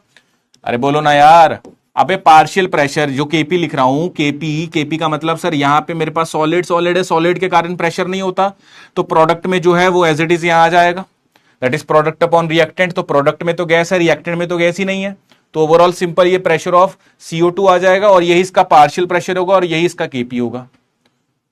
अब वो कह रहा है कैलकुलेट मास, तो सबसे पहले तो मुझे प्रेशर मिल गया, मुझे मास निकालना है। तो हमेशा ध्यान रखना इक्विलिब्रियम में, इन इक्विलिब्रियम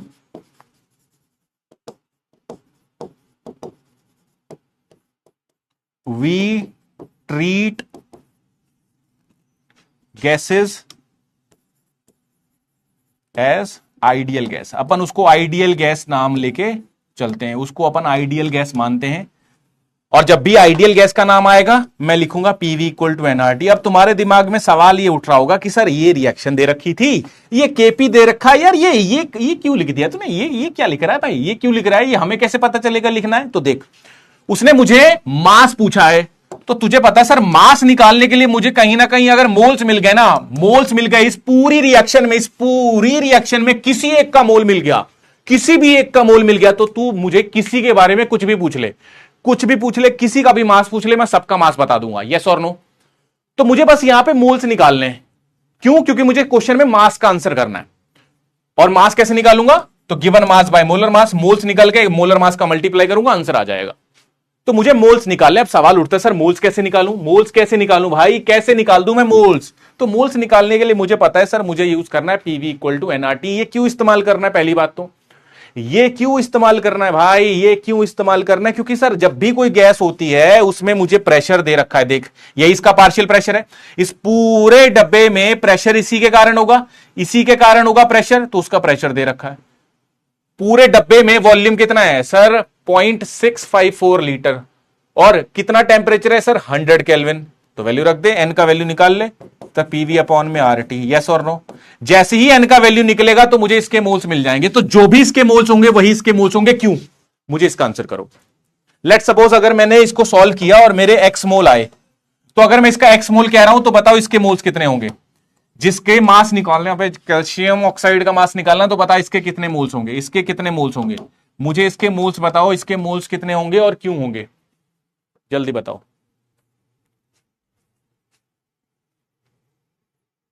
बताओ बच्चों, इजी है ना? तो आपको पता है कि सर कुछ भी कर लो, आप इसके पूछ लो, चाहे इसके पूछ लो, चाहे इसके पूछ लो, इसका भी 1 है स्टोशियोमेट्री, इसका भी 1 है स्टोशियोमेट्री, तो सर जो इसका होगा वही इसका होगा। 1:1 है, यस और नो? अरे बोलो ना यार, बस आंसर आ गया, सॉल्व कर, सॉल्व कर, यस। तो तुझे प्रेशर, अब इसको सॉल्व करने में तू चैंपियन है। हाँ जी, देखो प्रेशर कितना है?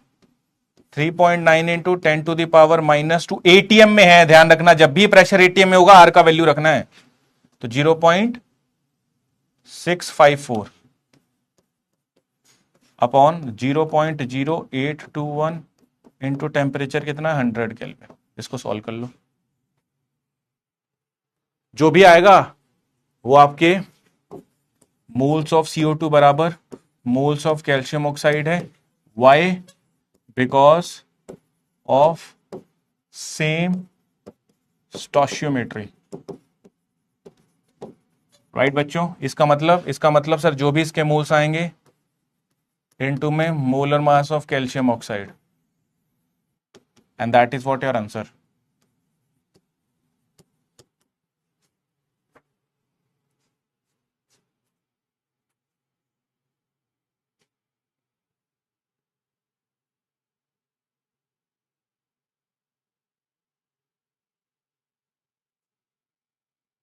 हाँ जी, ध्यान रखना।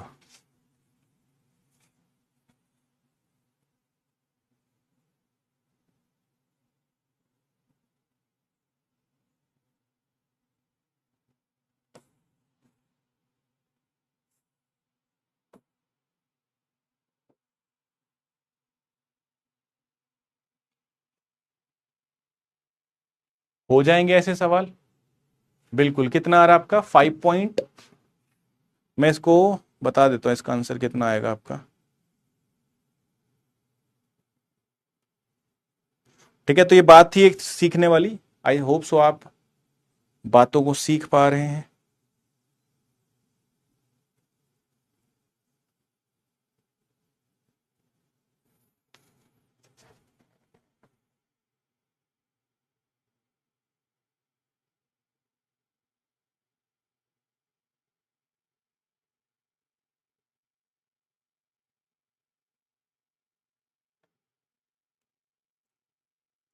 मैं इसका आंसर बता देता हूं आपको, just a minute.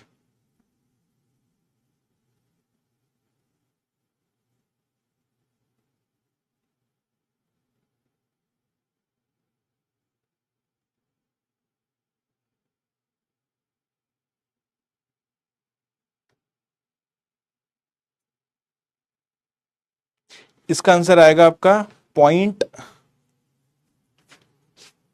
0.0174 grams.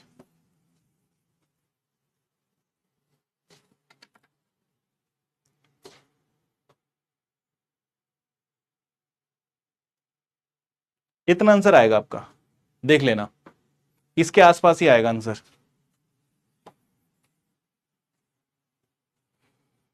Yes रुद्राक्षी बिल्कुल सही है आपका, एग्जैक्टली आपका सही आंसर आ रहा है। ठीक है, चलिए बच्चों आइए आगे चलते हैं। तो ऐसे सवाल हैं आपके डीपीपी में, ट्राई करना। ठीक है, चलो अपन थोड़ा सा आगे चलते हैं अब।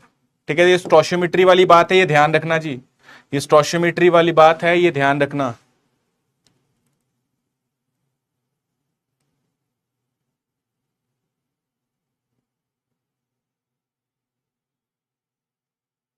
ठीक है, चलो आगे चलते हैं।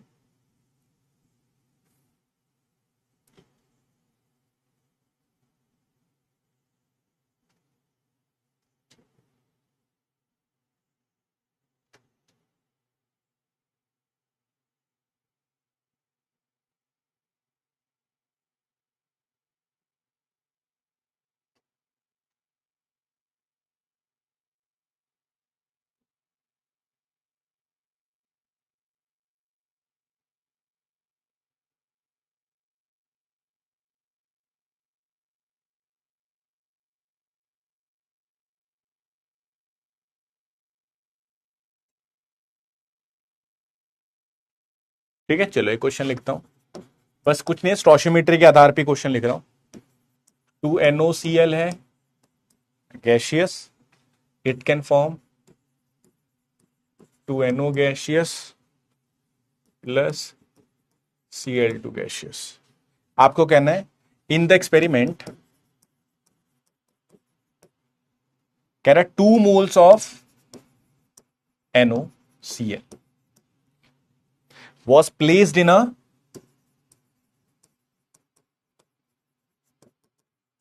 1 liter, ठीक है, flask and concentration of NO after equilibrium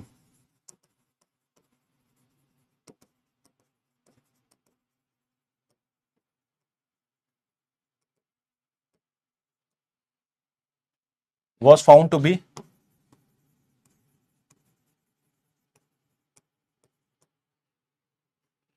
0.4 मोल पर लीटर। आपको बताना है द इक्विलिब्रियम कांस्टेंट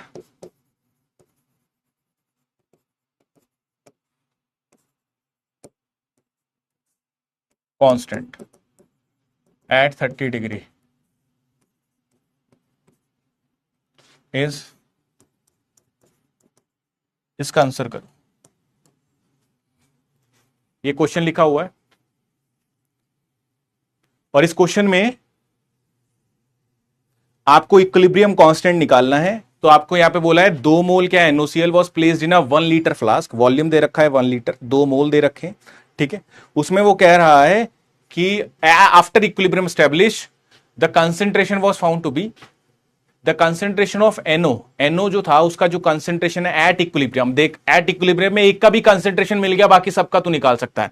ठीक है, ये सवाल इंपॉर्टेंट है जी और बढ़िया सवाल है। तो अब वो कह रहा है तुझसे कि बताओ मेरे पास यहां पे कितना C का वैल्यू होगा। ठीक है, Kc का वैल्यू, कंसेंट्रेशन दे रहा है, इसका मतलब वो इक्विलिब्रियम कांस्टेंट आपसे पूछना चाह रहा है इन टर्म्स ऑफ Kc। ठीक है, आइए इसका आंसर करो, इसका आंसर करो। बहुत सिंपल सा क्वेश्चन है, बहुत सिंपल सा क्वेश्चन है। चलो मैं स्टार्ट करता हूं, आप भी इसको करना शुरू करो। देखो अभी अपन ने लिखा कि सर मेरे पास था 2NoCl गैसियस, बहुत बढ़िया, gives you 2No gaseous plus Cl2 gaseous, बहुत सुंदर। अब लेट सपोज मुझे इनिशियली जब टाइम 0 था, इनिशियल 2 मोल दे रखे हैं, इसका मतलब सर कुछ नहीं बनेगा ये। जब टाइम इक्विलिब्रियम वाला आएगा एट इक्विलिब्रियम, तो मुझे पता है कि सर इक्विलिब्रियम पे जितना इसका अमाउंट, आप देख वही चीज स्टोशियोमेट्री वाली बात याद रखनी है जी। क्या बोला मैंने सर, अगर इसका 2 मोल था तो इसका 2 मोल बनेगा। अरे बोलना यार, लेट सपोज इसका 2 मोल घटेगा तो इसका 2 मोल बनेगा। अगेन इसका अगर मैं 2x दैट इज 2x मोल घटा रहा हूं तो इसका 2x बनेगा। यस और नो, यस और नो, तो आपको ये बात ध्यान रखनी है कि या तो तू इसको x की टर्म में लिख ले, अगर x की टर्म में लिखेगा तो मान ले मैंने कहा 2 में से x गया, तो जितना इसका घटेगा उतना ही इसका बनेगा। बट इसका क्या है सर, इसका 2 है तो इसका 1 बनेगा, है ना, इसका 1 है तो आधा बनेगा। तो सिमिलरली x है तो इसके x/2 बनेगा मोल। ये बात सबको क्लियर है? अगर आपको इसमें दिक्कत आती है ना तो आप इसको कंपेयर करके देख लो। कंपेयर कैसे करना है, जैसे फॉर एग्जांपल सर 2 मोल है तो इसके 2 मोल बनने चाहिए और इसका 1 मोल बनना चाहिए। तो मुझे नहीं पता कितना घट रहा है, तो मैंने कहा लेट सपोज x मोल घट रहा है, तो सर अगर इसका x घट रहा है तो इसका भी x बनेगा और इसका x/2 बनेगा। अबे 2 से 1 बन रहा है ना, तो x से कितना बनेगा, x/2, खत्म। तुम्हें ये चीज समझ तो आ रही है ना? और यही सेकंड वाली बात ही क्यों इंपॉर्टेंट है, क्योंकि इसके बाद तो आसान है। ये सेकंड वाली बात अगर समझ आई तो इसके बाद तो इजी है ना भाई। अब देख सवाल में क्या बोला है, सवाल में बोला है कि सर ये इक्विलिब्रियम है, इक्विलिब्रियम के मोल्स हैं, इस इक्विलिब्रियम के मोल्स में अगर मैं आपसे कहता हूं 1 लीटर फ्लास्क है, 1 लीटर फ्लास्क है, और उसने बोला concentration of NO after equilibrium कितना दे रखा है, इतना। मतलब इक्विलिब्रियम के बाद जो NO का कंसेंट्रेशन है, मतलब कि ऑब्वियसली अगर मैं इसका कंसेंट्रेशन भी निकालूं तो कंसेंट्रेशन क्या होगा sir, given moles upon volume. Volume कितना है, 1 लीटर, तो 1 litre that is x/1, that is x/2 upon में 1, तो ये x/2 ही बचेगा। अब मुझे इसका वैल्यू दे रखा है, ये गिवन है 0.4। अरे बोलो जी, तो अगर एक x का वैल्यू मिल गया तो मैं जिसके भी कंसेंट्रेशन आप पूछोगे सबके निकाल दूंगा। तो निकालो कंसेंट्रेशन इसका कितना है, तो सर अगर इसका निकालूंगा तो कंसेंट्रेशन 2 - 0.4, इसका कितना हो जाएगा 0.4, इसका कितना हो जाएगा 0.4/2, आंसर खत्म। वैल्यू रख।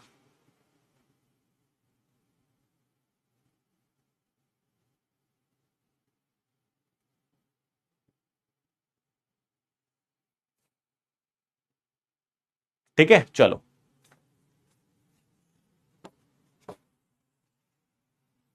एक बार फिर से देख लो, एक बार फिर से देख लो जी। जिन भी बच्चों को समझ नहीं आ रहा है एक बार फिर से देख लो। यही चीज मैं अभी समझा के आया हूं। जब समय 0 है ये कितना होगा सर, ये 2 मोल दे रखा है, ये कुछ नहीं दे रखा। अच्छा, जब इक्विलिब्रियम वाला टाइम आएगा तो सर इसका मतलब सर जितना इसमें घट रहा है उतना ही इसका बनेगा, उतना ही इसका बनेगा उसके स्टोशियोमेट्री के अकॉर्डिंग। तो लेट्स सपोज सर इसका मान लो आपने x घटाना है, तो इसका कितना बनेगा सर, x ही बनेगा। जितना इसका घटाएगा उतना ही बनेगा, 2x घटा 2x बनेगा। अरे ठीक है ना भाई। तो अगर मैं इसको कहता हूं कि ये कितना बन रहा है मेरे पास, लेट सपोज तुम्हें 2x की टर्म में लिखना है, इसको 2x की टर्म में लिखना है, तो अगर x की टर्म में लिखना है तो ये x आ जाएगा, ये x/2 आ जाएगा। अगर आपको 2x की टर्म में लिखना है तो आप इसको ऐसा भी लिख सकते हो, सर अगर इसका 2x घटेगा, अगर इसका 2x घट रहा है तो इसका भी 2x घट रहा है और इसका x घटेगा, x बनेगा। यस और नो?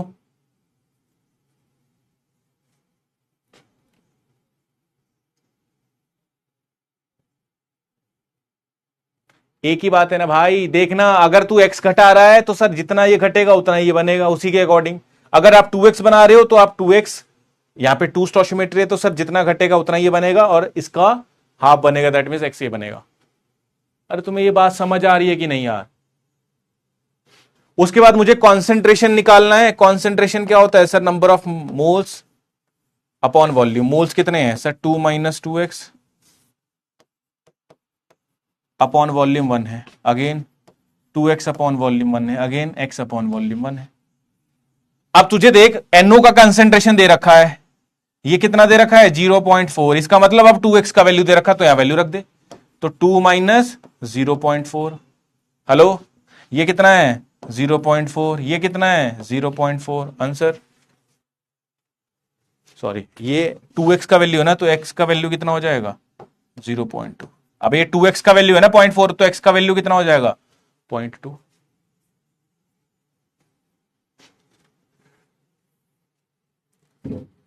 ठीक है,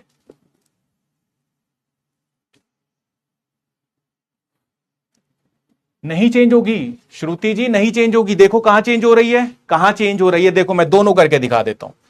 ऐसा भी कर सकते हो या आप ऐसा भी कर सकते हो।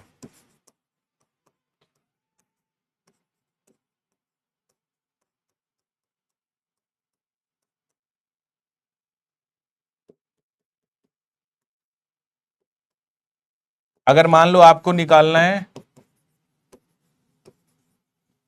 तो इसका x बन रहा है, इसका x/2 बनेगा, तो इसका वैल्यू 0.4 दे रखा है, तो 2 माइनस 0.4, ये 0.4, 0.4/2, तो वैल्यू तो उतना ही आएगा ना यार, देख ले वैल्यू उतना ही आएगा। यहां पे 2x का वैल्यू इतना हो गया तो 2x का वैल्यू रख रहा हूं,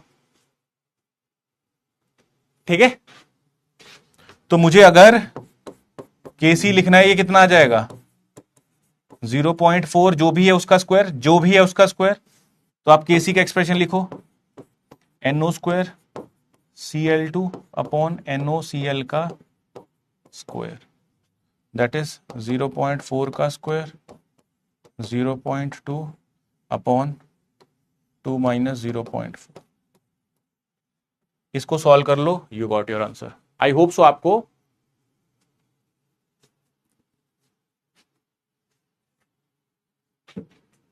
ये समझ आ गया। अरे मुझे क्या ही गुस्सा दिलाओगे तुम, हैं? मुझे क्या ही गुस्सा दिलाओगे, अभी बच्चे हो तुम, ठीक है। पढ़ लो पढ़ लो, छोटे हो अभी, पढ़ लो, आ जाओ।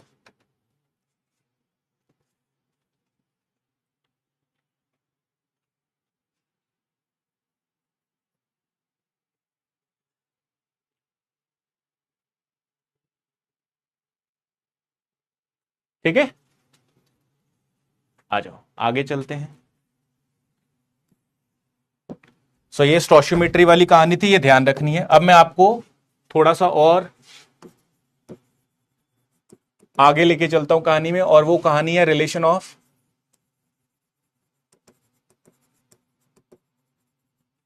Equilibrium constant with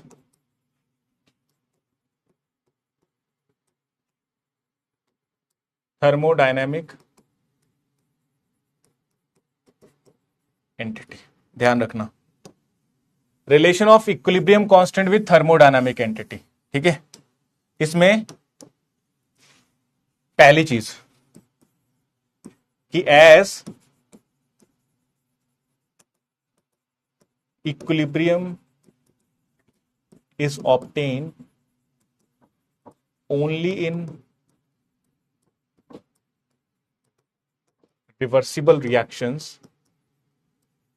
therefore the value of delta J is 0 जब भी मैं किसी रिवर्सिबल रिएक्शन की बात करूं, ठीक है, ठीक है। चलिए आई, so that is what delta G is what 0। Again दूसरा,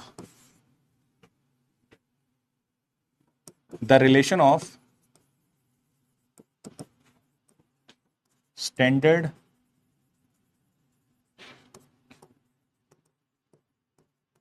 Gibbs free energy and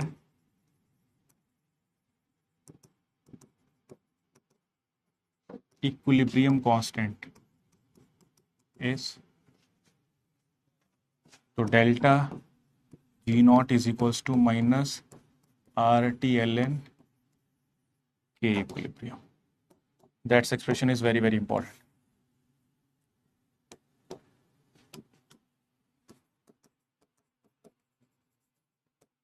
ठीक है। अगेन तीसरा,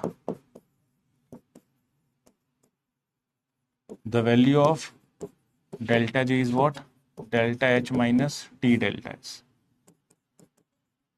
इसका वैल्यू ऊपर रखूंगा। And also delta G not is what minus RT/ln K equilibrium.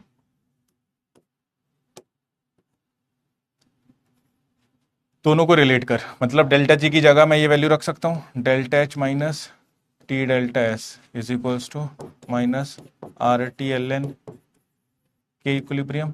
इस RT को नीचे ला, माइनस भी ला, तो माइनस ऐसे लिख ले delta H minus T delta S upon RT minus का, that should be ln K equilibrium. सबको सेपरेट करूंगा तो ये बनेगा क्या, ln K equilibrium is equals to minus delta H upon RT plus minus अंदर जाएगा, it become plus T delta S upon में RT. This will cancel out. So it becomes ln K equilibrium is equals to minus delta H upon RT plus delta S upon. अब ये मैं क्या लिखे जा रहा हूं, प्लीज ध्यान से सुनना. आपको पता होना चाहिए कि जब भी मैं किसी केमिकल रिएक्शंस की बात करता हूं तो उसमें थर्मोडायनामिक्स का बहुत इंपॉर्टेंट रोल है. वाई? क्योंकि sir thermodynamics tell about the feasibility of the reaction, पहली बात. दूसरा, इस थर्मोडायनामिक्स में अगर मैं इक्विलिब्रियम कांस्टेंट वाली बात को रिलेट करना चाहूं तो मैं कैसे करूंगा? तो अपन को पहली चीज ध्यान रखनी है, ये चीज आप पढ़ते हो, सारी चीजें डिटेल में पढ़ोगे थर्मोडायनामिक्स में, जिसमें पहली चीज है, जब भी आपको रिवर्सिबल रिएक्शन मिले, जब भी रिवर्सिबल रिएक्शन मिले तो उसमें याद रखना डेल्टा जी का वैल्यू हमेशा 0 आएगा. रिवर्सिबल रिएक्शन में डेल्टा जी वैल्यू कितना होता है? 0 होता है. ठीक है. अगेन मैंने यहां दूसरा लिखा, देख दोनों में फर्क है, डेल्टा जी और डेल्टा जी नॉट है यहां. ठीक है. दैट इज व्हाट स्टैंडर्ड गिव्स फ्री एनर्जी है. तो द रिलेशन ऑफ स्टैंडर्ड गिव्स free energy and equilibrium constant is what given as minus RT ln K equilibrium. ठीक है. उसके बाद अगर मैं बात करता हूं the value of delta G, एक अपन को एक्सप्रेशन पता होता है, डेल्टा जी होता है delta H minus T delta S, ऊपर वैल्यू रखनी. दोनों को कंपेयर किया, कंपेयर करते करते मैं इसको सॉल्व कर रहा हूं तो K इक्विलिब्रियम को इस टर्म में लिख रहा हूं. ये एक्चुअली में क्या है, इसको अपन बोलेंगे वेंट ऑफ इक्वेशन आगे चल के. ठीक है. अभी जस्ट इसको जब कंप्लीट करूंगा तो उसको वेंट ऑफ इक्वेशन कहूंगा. ठीक है. तो इस इक्वेशन को अगर मैं ग्राफिकल फॉर्म में बनाऊं, सवाल है ये जैम का, ln K इक्विलिब्रियम का 1/T के वर्सेस ग्राफ था. तो वो ग्राफ कैसा आएगा? तो आपको पता है सर, अगर मैं इसको कहता हूं y है, ये mx है और ये c है, तो ये आगे वाली टर्म स्लोप हो जाएगी. तो इसका स्लोप कितना है? Minus delta H upon R, जो कि नेगेटिव है. इंटरसेप्ट कितना है? Delta S upon R. तो सर कहीं ये कट करेगा और वहां से स्लोप नेगेटिव की तरफ जाएगा, which is minus delta H upon R. ये बात ध्यान रखनी, इंपॉर्टेंट. ठीक है जी. अगेन इसी का इस्तेमाल करके, जस्ट इसी को यूज करके मैं आगे लेके चलता हूं. This is what equation number first. So using first. ठीक है. चलो, यूजिंग फर्स्ट क्या sir? ln K equilibrium is what? Minus delta H upon RT plus delta S upon R. ठीक है.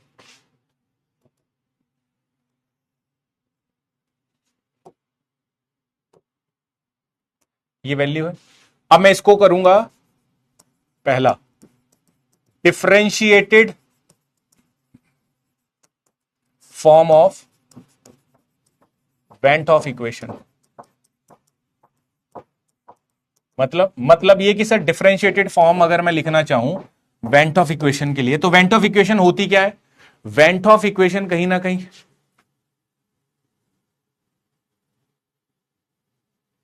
सर ये कैसे पता चलेगा कि डेल्टा जी नॉट को कब पॉजिटिव लेना है?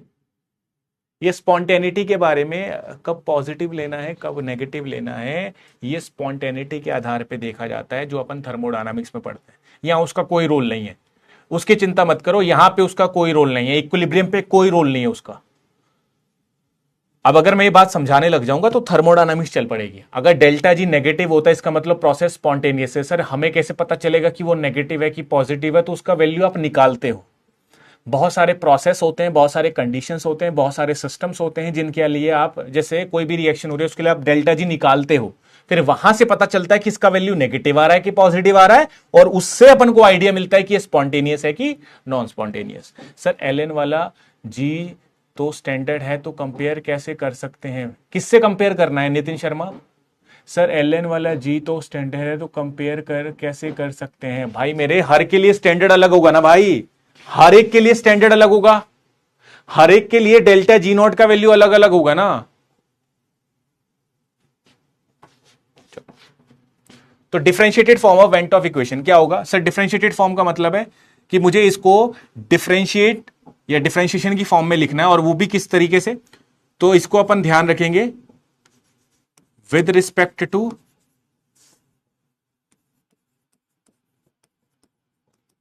टेम्परेचर.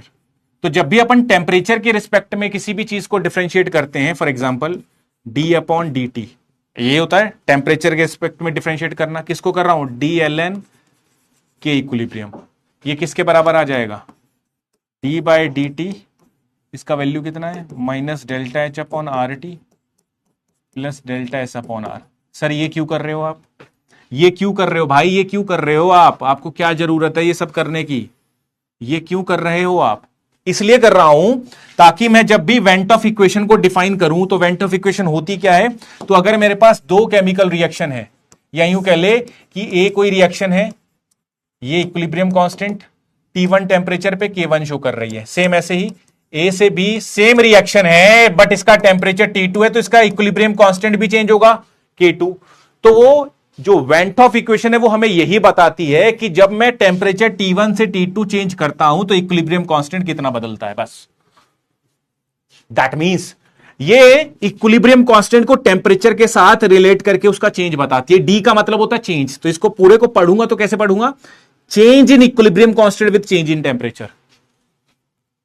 तो कुल मिला के वेंट ऑफ इक्वेशन क्या बताती है अपन को, वेंट ऑफ इक्वेशन बताती है कि टेम्परेचर के बदलने से टेम्परेचर के बदलने से इक्विलिब्रियम कांस्टेंट में कितना चेंज आता है। So D L N K equilibrium upon D T, ये किसके बराबर है, इसको डिफरेंशिएट करूंगा, so minus delta H upon R बाहर आ गया, 1 अपॉन टी का डिफरेंशिएशन कितना होता है minus 1 upon T square, plus यहां पे कहीं टी नहीं है, और जब किसी में टी है ही नहीं, इसके रिस्पेक्ट में टेम्परेचर को मैं डिफरेंशिएट कर ही नहीं सकता, तो कांस्टेंट होगा ये, तो इसका आंसर 0 आ जाएगा।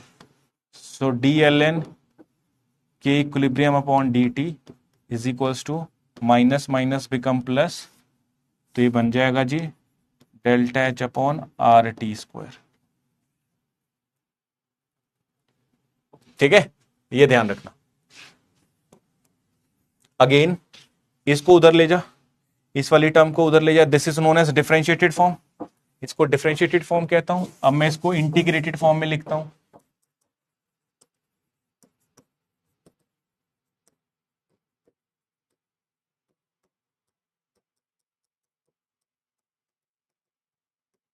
तो इसका इंटीग्रेटेड फॉर्म क्या होगा, तो सर अपन को पता है D L N K equilibrium upon D T, ये कितना होता है delta H upon R T square, इसको उधर ले जा।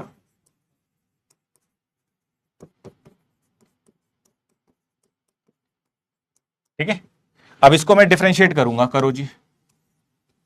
तो डिफरेंशिएट कैसे करूंगा, जैसे मैंने अभी बताया, ये इक्वेशन बताती क्या है सर, अगर मैं ए से बी एक रिएक्शन ले रहा हूं इक्विलिब्रियम, तो अगर ये T1 टेम्परेचर पे है तो इसका इक्विलिब्रियम कांस्टेंट K1 होगा। अगर मैं इसको T2 टेम्परेचर कर रहा हूं तो डेफिनेटली इसका इक्विलिब्रियम कांस्टेंट भी चेंज होगा, कितना चेंज होगा, तो लेट सपोज अगर T1 टेम्परेचर पे था, इसका इक्विलिब्रियम कांस्टेंट था K1, अगर T2 टेम्परेचर पे जा रहा हूं तो इसका इक्विलिब्रियम कांस्टेंट होगा K2, दोनों लिमिट में रखना है, वैल्यू निकाल। तो ये पूरी चीज कैसे, अगर आप इंटीग्रेशन करते हो dx का, क्वांटम पढ़ के आ चुके हो, ये पूरा क्या है dln के इक्विलिब्रियम में पूरा का पूरा x, अगर मैं इसको x मान लूं तो इसका dx का इंटीग्रेशन x होता है। सिमिलरली dln के इक्विलिब्रियम का इंटीग्रेशन क्या होगा, ln के इक्विलिब्रियम, बोलो रे, लिमिट है जी K1 से K2 बराबर डेल्टा एच अपॉन आर बाहर, T1 से T2 इसको ऊपर ले जा, minus T to the power minus 2 dt, solve कर, ln के इक्विलिब्रियम अपर लिमिट क्या है K1 K2 है, इसको सॉल्व करोगे डेल्टा एच अपॉन आर, जो भी पावर में होता है उसमें एक ऐड करते हैं, और जो ऐड करके बना वो नीचे लाऊंगा, मतलब T to the power -1 upon -1 from T1 से T2। किसी को इंटीग्रेशन में दिक्कत हो तो बता देना जरा, तो -1 अपॉन टी आ जाएगा, पक्की बात है, माइनस कॉमन ले ले तो delta H upon R, upper limit कितनी है 1 upon T1 -1 upon T2, and that is what your value. इसको भी रख ले ln K2 minus ln K1। तो कुल मिला के जो आपका फाइनल एक्सप्रेशन बनेगा वो कुछ इस प्रकार से दिखेगा आपको, ln, इसमें लॉग का प्रॉपर्टी लगाऊंगा K2 अपॉन K1 बराबर, इस माइनस को अंदर लेके गया, ठीक है, तो यहां पे पहले तो T2 आएगा, यहां T2 आएगा, ठीक है, नेगेटिव है ना, ये माइनस को अंदर लेके गया, ये पलट जाएगा, तो delta H upon R 1/T1 minus 1/T2। अब तुम कहोगे सर ये सारी चीज क्यों कर रहे हो? अबे क्यों कर रहा है मास्टर परेशान? हमें क्यों परेशान करे जा रहा है तू? तो मैं आपको इसलिए बता रहा हूं कि ये इक्वेशन आती कहां से है। ठीक है, ये इक्वेशन कहां से आती है आपको ये जानना जरूरी है। ये इक्वेशन आती कहां से है, बट आपको ध्यान क्या रखना है बस यही, that is known as van't Hoff equation. बहुत इंपॉर्टेंट, हद इंपॉर्टेंट इक्वेशन है जी, हद इंपॉर्टेंट इक्वेशन।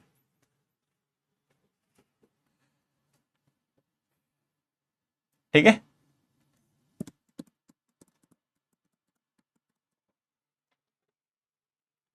ये बात सबको समझ आई? एक बार देख लो जी। अब इसमें जैसा कि मैंने बताया ना कि एक ही इक्विलिब्रियम वाली रिएक्शन, सेम इक्विलिब्रियम रिएक्शन के लिए डिफरेंट टेम्परेचर पे इक्विलिब्रियम कांस्टेंट कितना डिफरेंट होगा ये पता करना है। फॉर एग्जांपल अगर मान लो मैंने आपको T1 का वैल्यू दे दिया, मैंने कहा T1 टेम्परेचर पे K1 है, T2 टेम्परेचर पे सेम रिएक्शन के लिए अगर टेम्परेचर बदल दूं बता कितना इक्विलिब्रियम कांस्टेंट होगा। तो कुछ नहीं करना, अगर मुझे T1 पता है, T2 पता है, K2 निकालना है, K1 पता है, इसमें से ऑब्वियसली मुझे सारे डाटा में से एक ना भी दे तो मैं इस वाली इक्वेशन से निकाल सकता हूं। ठीक है, ये ध्यान रखना। तो अभी अपन ने हेडिंग लिखा है relation of equilibrium constant with thermodynamic entity. इससे पहले अपन ने कॉन्सेप्ट ऑफ स्टोशियोमेट्री पढ़ा था, वो भी अपन ने देख लिया है। इक्विलिब्रियम कांस्टेंट में याद क्या रखना है कि सर अपन को एक तो डेल्टा जी का वैल्यू याद रखना है, delta G nought is equal to minus R T L N K equilibrium. फिर इसी को मैंने कंपेयर किया और इससे मैंने वेंट ऑफ इक्वेशन बनाया। ये ग्राफ बहुत इंपॉर्टेंट है, ये इंपॉर्टेंट है जी, सवाल पूछा जा चुका है इस पे। ठीक है, उसके बाद अगर मैं कहता हूं डिफरेंशिएटेड फॉर्म, तो मुझे अल्टीमेटली वेंट ऑफ इक्वेशन का मतलब ये समझ आता है कि सर टेम्परेचर के बदलने से इक्विलिब्रियम कांस्टेंट कितना बदलेगा। दैट मींस टेम्परेचर के चेंज से, change in temperature will how affect the change in equilibrium. ठीक है, तो इस बात को लिखना है, तो मैंने लिख दिया भैया in terms of differentiated form. फिर मैंने इसको इंटीग्रेट किया कि मान लो अगर मैं रेंज बनाता हूं, T1 से T2 चेंज करता हूं तो कितना इक्विलिब्रियम कांस्टेंट बदलता है। तो उसके लिए मुझे इंटीग्रेटेड फॉर्म लिखना पड़ा कि सर अगर T1 है तो K1 इक्विलिब्रियम कांस्टेंट होगा, अगर मैं T1 से T2 जा रहा हूं तो K1 से K2 कितना चेंज होगा। उस सॉल्व की आंसर निकाला, ये आ गया फाइनल एक्सप्रेशन, इसका इस्तेमाल करूंगा बस। ठीक है, चलिए आगे चलते हैं। काफी बच्चे जा चुके हैं, काफी बच्चे सो चुके हैं, उनको कोई फायदा नहीं है भैया, कोई दिक्कत नहीं है। जो भी बच्चे जा चुके हैं, सो गए हैं, कोई इशू नहीं है, नो इशू एट ऑल। ठीक है, ये आंसर आया ln K2 upon K1 that should be delta H upon R 1/T1 minus 1/T2। पहला सवाल आपके लिए, सबसे पहले बताओ मुझे एक्सोथर्मिक रिएक्शन क्या सबने सुना है, और एंडोथर्मिक रिएक्शन क्या आप सभी ने इन दोनों के नाम सुने? और नाम सुने हैं तो बताओ एक्सोथर्मिक किसको बोलते हैं और एंडोथर्मिक, और इन दोनों के लिए डेल्टा एच का वैल्यू पॉजिटिव किसके लिए होता है, यस और नो? तो आप सिंपल सी एक बात समझ सकते हैं कि सर जितना भी एक्सोथर्मिक रिएक्शन, एक्सो मतलब निकलना, एग्जॉस्ट होना, निकलना दैट मींस नेगेटिव, और एंडो मतलब आना दैट मींस पॉजिटिव। ये बेसिक सी बात है। दैट मींस एक्सोथर्मिक है और एंडोथर्मिक रिएक्शन है। अब सवाल उठता है कि सर लेट सपोज आपने कहा एक्सोथर्मिक रिएक्शन है, ठीक है, इनका भी आइडिया है। तो अब मैं केस 1 बना रहा हूं फॉर एक्सोथर्मिक रिएक्शन। इंपॉर्टेंट है जी, डेल्टा एच कितना है, नेगेटिव। ठीक है, डेल्टा एच नेगेटिव होगा। मैंने केस 1 बनाया, मैंने कहा for exothermic reaction delta H क्या है, नेगेटिव। इसका मतलब कि सर अगर मैं ऊपर वाले एक्सप्रेशन में देखूं तो ये वैल्यू तो ऑलरेडी नेगेटिव है। अगेन मैं आपसे ये कहना चाह रहा हूं, इसको याद भी कैसे करना है, देखा अगर ऊपर K2 लिखा है ना, ध्यान से सुन ले, अगर ऊपर K2 है तो पहले T1 आएगा, ऐसे याद रखना है। अगर ऊपर K2 है पहले T1 आएगा। सॉर्टेड है, चलो बहुत बढ़िया। तो मैंने कहा एक्सोथर्मिक के लिए डेल्टा एच कैसा है, नेगेटिव। अगेन इसमें पहला, if T2 is greater than T1, मैंने क्या बोला, अगर एक्सोथर्मिक रिएक्शन के लिए टेम्परेचर मैं बढ़ा दूं, है ना, फाइनल वाला temperature, that is temperature increases.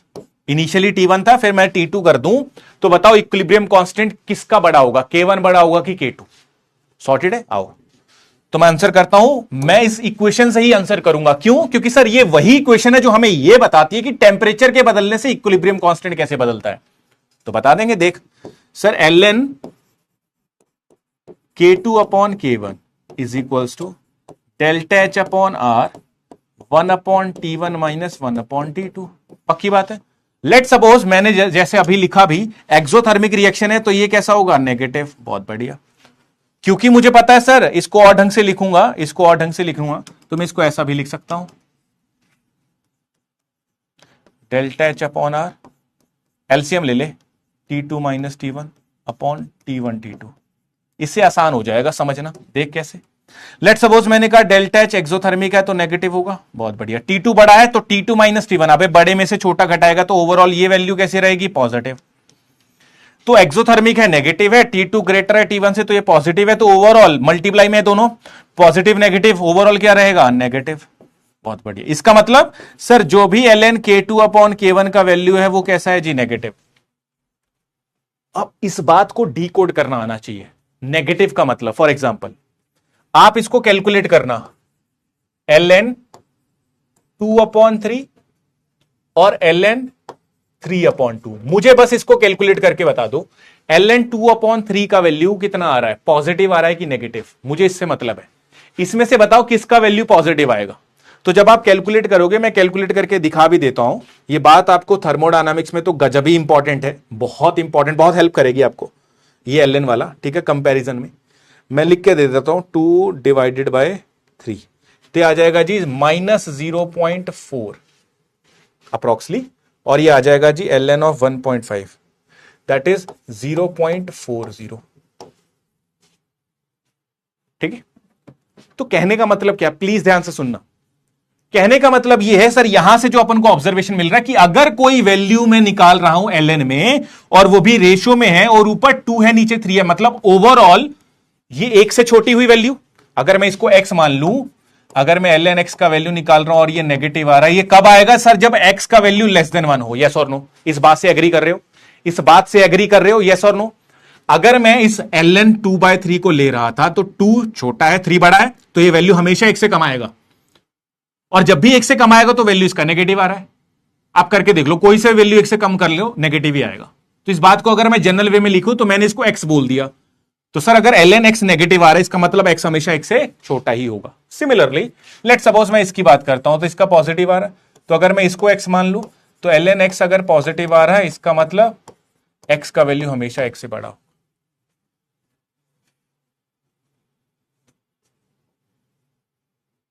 That means similarly यहां पे आ जा, क्योंकि यहां पे आ रहा है ln K2 bye K1 negative, तो जब भी कोई ln x, ये पूरा x है, ये पूरा x है, x ln x का वैल्यू नेगेटिव आता तो x लेस देन 1 होता है, which means K2 upon K1 less than 1 होगा। इसको उधर ले जा, K2 is less than K1, तो answer will B K2 is less than K1। बात समझ आई।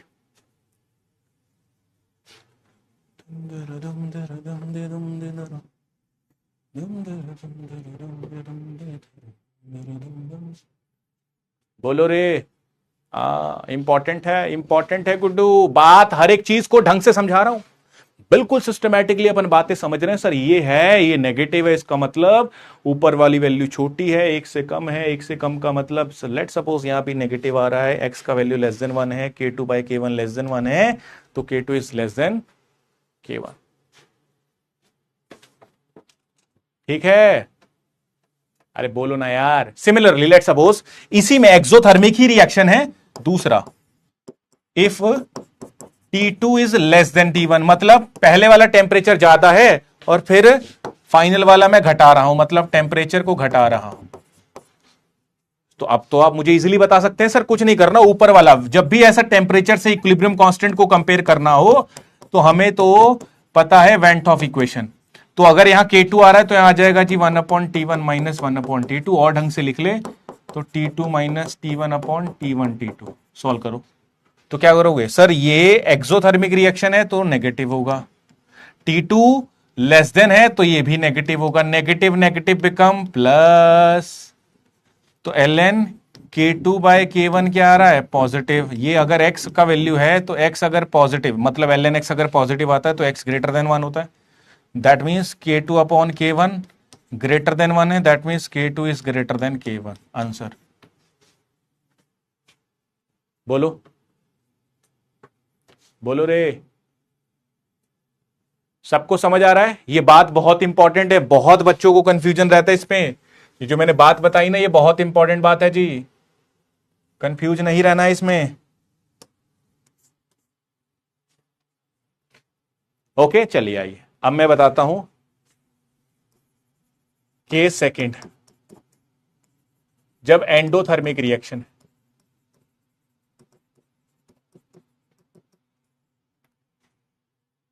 ठीक है, जब एंडोथर्मिक रिएक्शन है, कोई रिएक्शन को मैं एंडोथर्मिक रिएक्शन बोल रहा हूं, तो इसका मतलब सर डेल्टा एच कैसा है? पॉजिटिव। बहुत बढ़िया। अगेन ये ध्यान रखना, इस चीज को आप पढ़ते हो थर्मोडायनामिक्स में, है ना? ठीक है सर, इसका कहां यूज होगा? अरे वाह वाह वाह वाह वाह। ठीक है, अगेन एल एन K2/K1, मैं पहला केस ले रहा हूं, when T2 is greater than T1। ठीक है, दैट मीन्स मैं जब टेम्परेचर को बढ़ा रहा,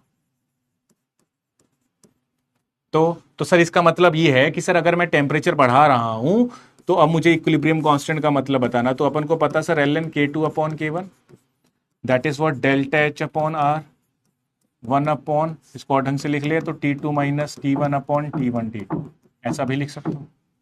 अब क्योंकि टेम्परेचर बढ़ा रहा हूं और एंडोथर्मिक है, तो सर टेम्परेचर बढ़ा रहा हूं तो ये भी पॉजिटिव रहेगा, ये भी पॉजिटिव है, पॉजिटिव पॉजिटिव बिकम्स पॉजिटिव, तो एल एन K2/K1 क्या है? पॉजिटिव। क्या है यार ये?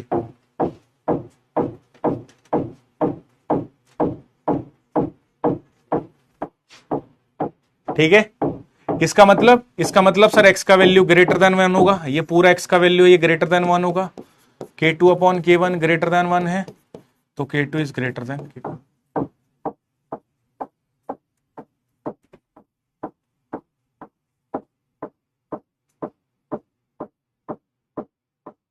ठीक है, ये लाइव नहीं चल रहा है यार, इसको आगे करो।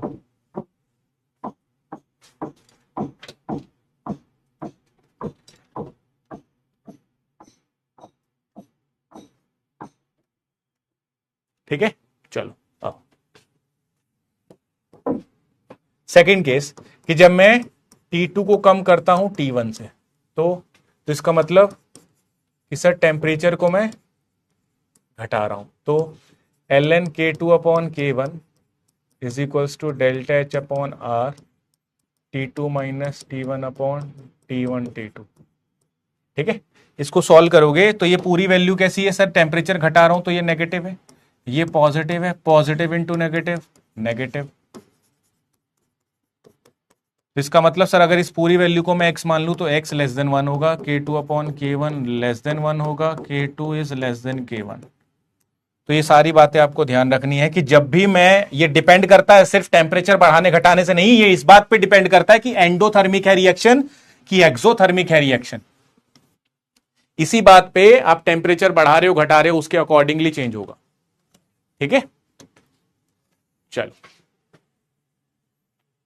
राइट, ये बात सबको क्लियर है?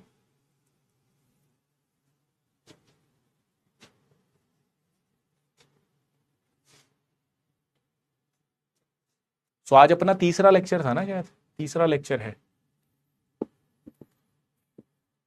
सो आज की क्लास में एक तो अपन ने स्टोशियोमेट्री वाले कुछ कॉन्सेप्ट सीखे हैं, सवाल किए, इंपॉर्टेंट है स्टोशियोमेट्री वाली बात, और मैंने उससे आसान नहीं हो सकता, उससे आसान नहीं हो सकता स्टोशियोमेट्री, सारी चीजें मैंने एक में लिख दी।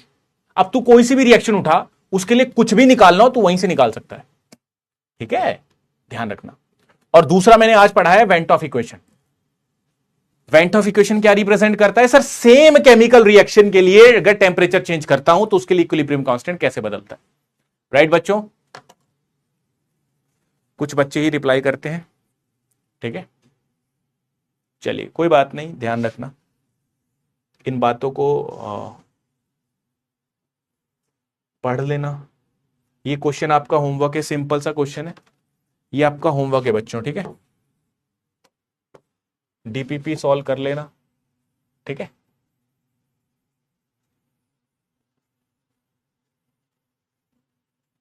ये आपका होमवर्क है। कुछ नहीं करना, इस रिएक्शन का इक्विलिब्रियम लिखना है कांस्टेंट, उस रिएक्शन का इक्विलिब्रियम कांस्टेंट लिखना है, उनमें से इसका वैल्यू निकालना है, रेशो ले लेना, करके देखना। ठीक है, ये भी आपका होमवर्क है, दिस इज ऑल्सो होमवर्क, ये भी आपका होमवर्क है।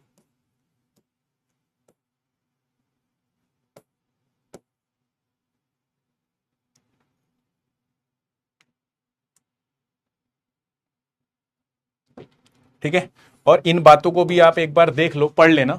ठीक है, इन बातों को भी एक बार आप पढ़ लेना, बहुत सिंपल सी बात है, इजी बात है, वो सारी चीजें मैं समझा चुका हूं। कह रहा है important characteristics of equilibrium, chemical equilibrium, कुछ नहीं है, कह रहा है ऑब्जर्वेबल, जो observable property of the system such as concentration, colour, pressure etcetera become constant, obviously समान हो जाते हैं, सेम हो जाते हैं, इक्विलिब्रियम पे सेम हो जाते हैं, पहली बात वही बता रहा है। इक्विलिब्रियम पे क्या क्या चीजें होती हैं वो सारी चीजें लिखी हुई हैं। ठीक है, दूसरा कह रहा है equilibrium can be attend only if the system is closed. इसका मतलब ये है कि सर अगर सिस्टम ओपन हुआ, ओपन और क्लोज्ड सिस्टम क्या होता है सर, अगर बंद डब्बा है तो ऑब्वियसली ना, अगर मान ले मैंने कहा लिक्विड है, तो लिक्विड में मैंने इसको हीट करना शुरू किया, तो हीट कर रहा हूं तो वेपर बन रहा है। अब मान ले वेपर बाहर निकल रहा है, तो इक्विलिब्रियम क्या होता है, इक्विलिब्रियम तब होगा, लेट सपोज लिक्विड है, इसको मैं हीट कर रहा हूं तो सर ये वेपर में कन्वर्ट हो रहा है, वेपर टकरा के फिर से वापस में आएंगे लिक्विड में, तभी इसका वेपर और लिक्विड का इक्विलिब्रियम बनता है। यस और नो, मैंने लिक्विड को हीट करना शुरू किया, वेपर बन रहे, वेपर इस दीवार से टकरा के वापस जब लिक्विड में बनना शुरू होंगे तो जितना निकल रहा है उतना ही आ रहा है, तभी इक्विलिब्रियम आएगा। अब लेट सपोज मैं इस डब्बे को ओपन कर दूं तो सर सारा का सारा बाहर ही चला जाएगा, वापस आने की पॉसिबिलिटी नहीं है, तो इक्विलिब्रियम हो ही नहीं सकता। तो इट मींस कि equilibrium is always establish in close system, ये ध्यान रखना। कह रहा है एट इक्विलिब्रियम, ये बात बहुत सिंपल है कि the rate of forward becomes rate of backward. ठीक है जी, अगेन कह रहा है the chemical reaction can be establish from either direction, that is from the reactant as well as from the product side. तो आप इस बात को ध्यान रख सकते हैं कि रिवर्सिबल रिएक्शन होती है ना, इसका मतलब वो कह रहा है रिवर्सिबल है, कि वो प्रोडक्ट साइड से भी आ सकती है रिएक्शन और रिएक्टेंट साइड से भी आ सकती है।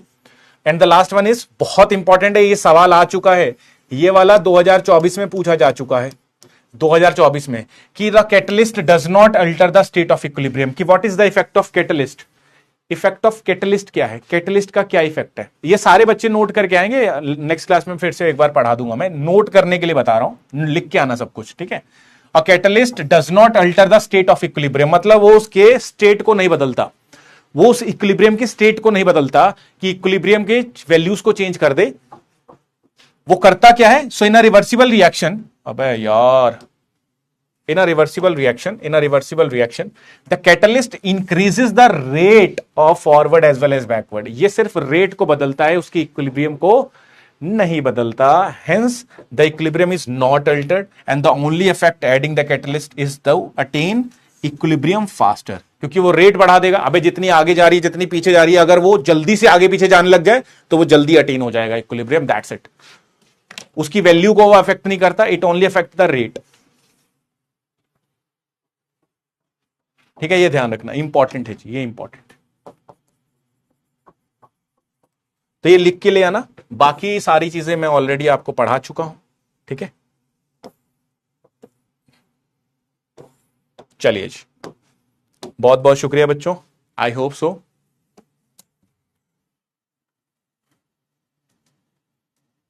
कुछ नहीं अंकित, सिंपल वैसे ही होगा, A+B चाहे कुछ भी हो, A+B चाहे C+D कुछ भी हो, जैसे N2+3H2 गिव्स यू 2 अमोनिया, यही बोल रहा है ना तू, जब A+B हो या A+B C+D हो, कुछ भी हो भाई, कुछ भी हो, तू स्टोइचियोमेट्री को उसी के अकॉर्डिंग यूज करेगा जैसे मैंने अभी बताया। ठीक है बच्चों, ध्यान रखना, ठीक है, ध्यान रखना और पढ़ते रहना। ठीक है, बाय बाय।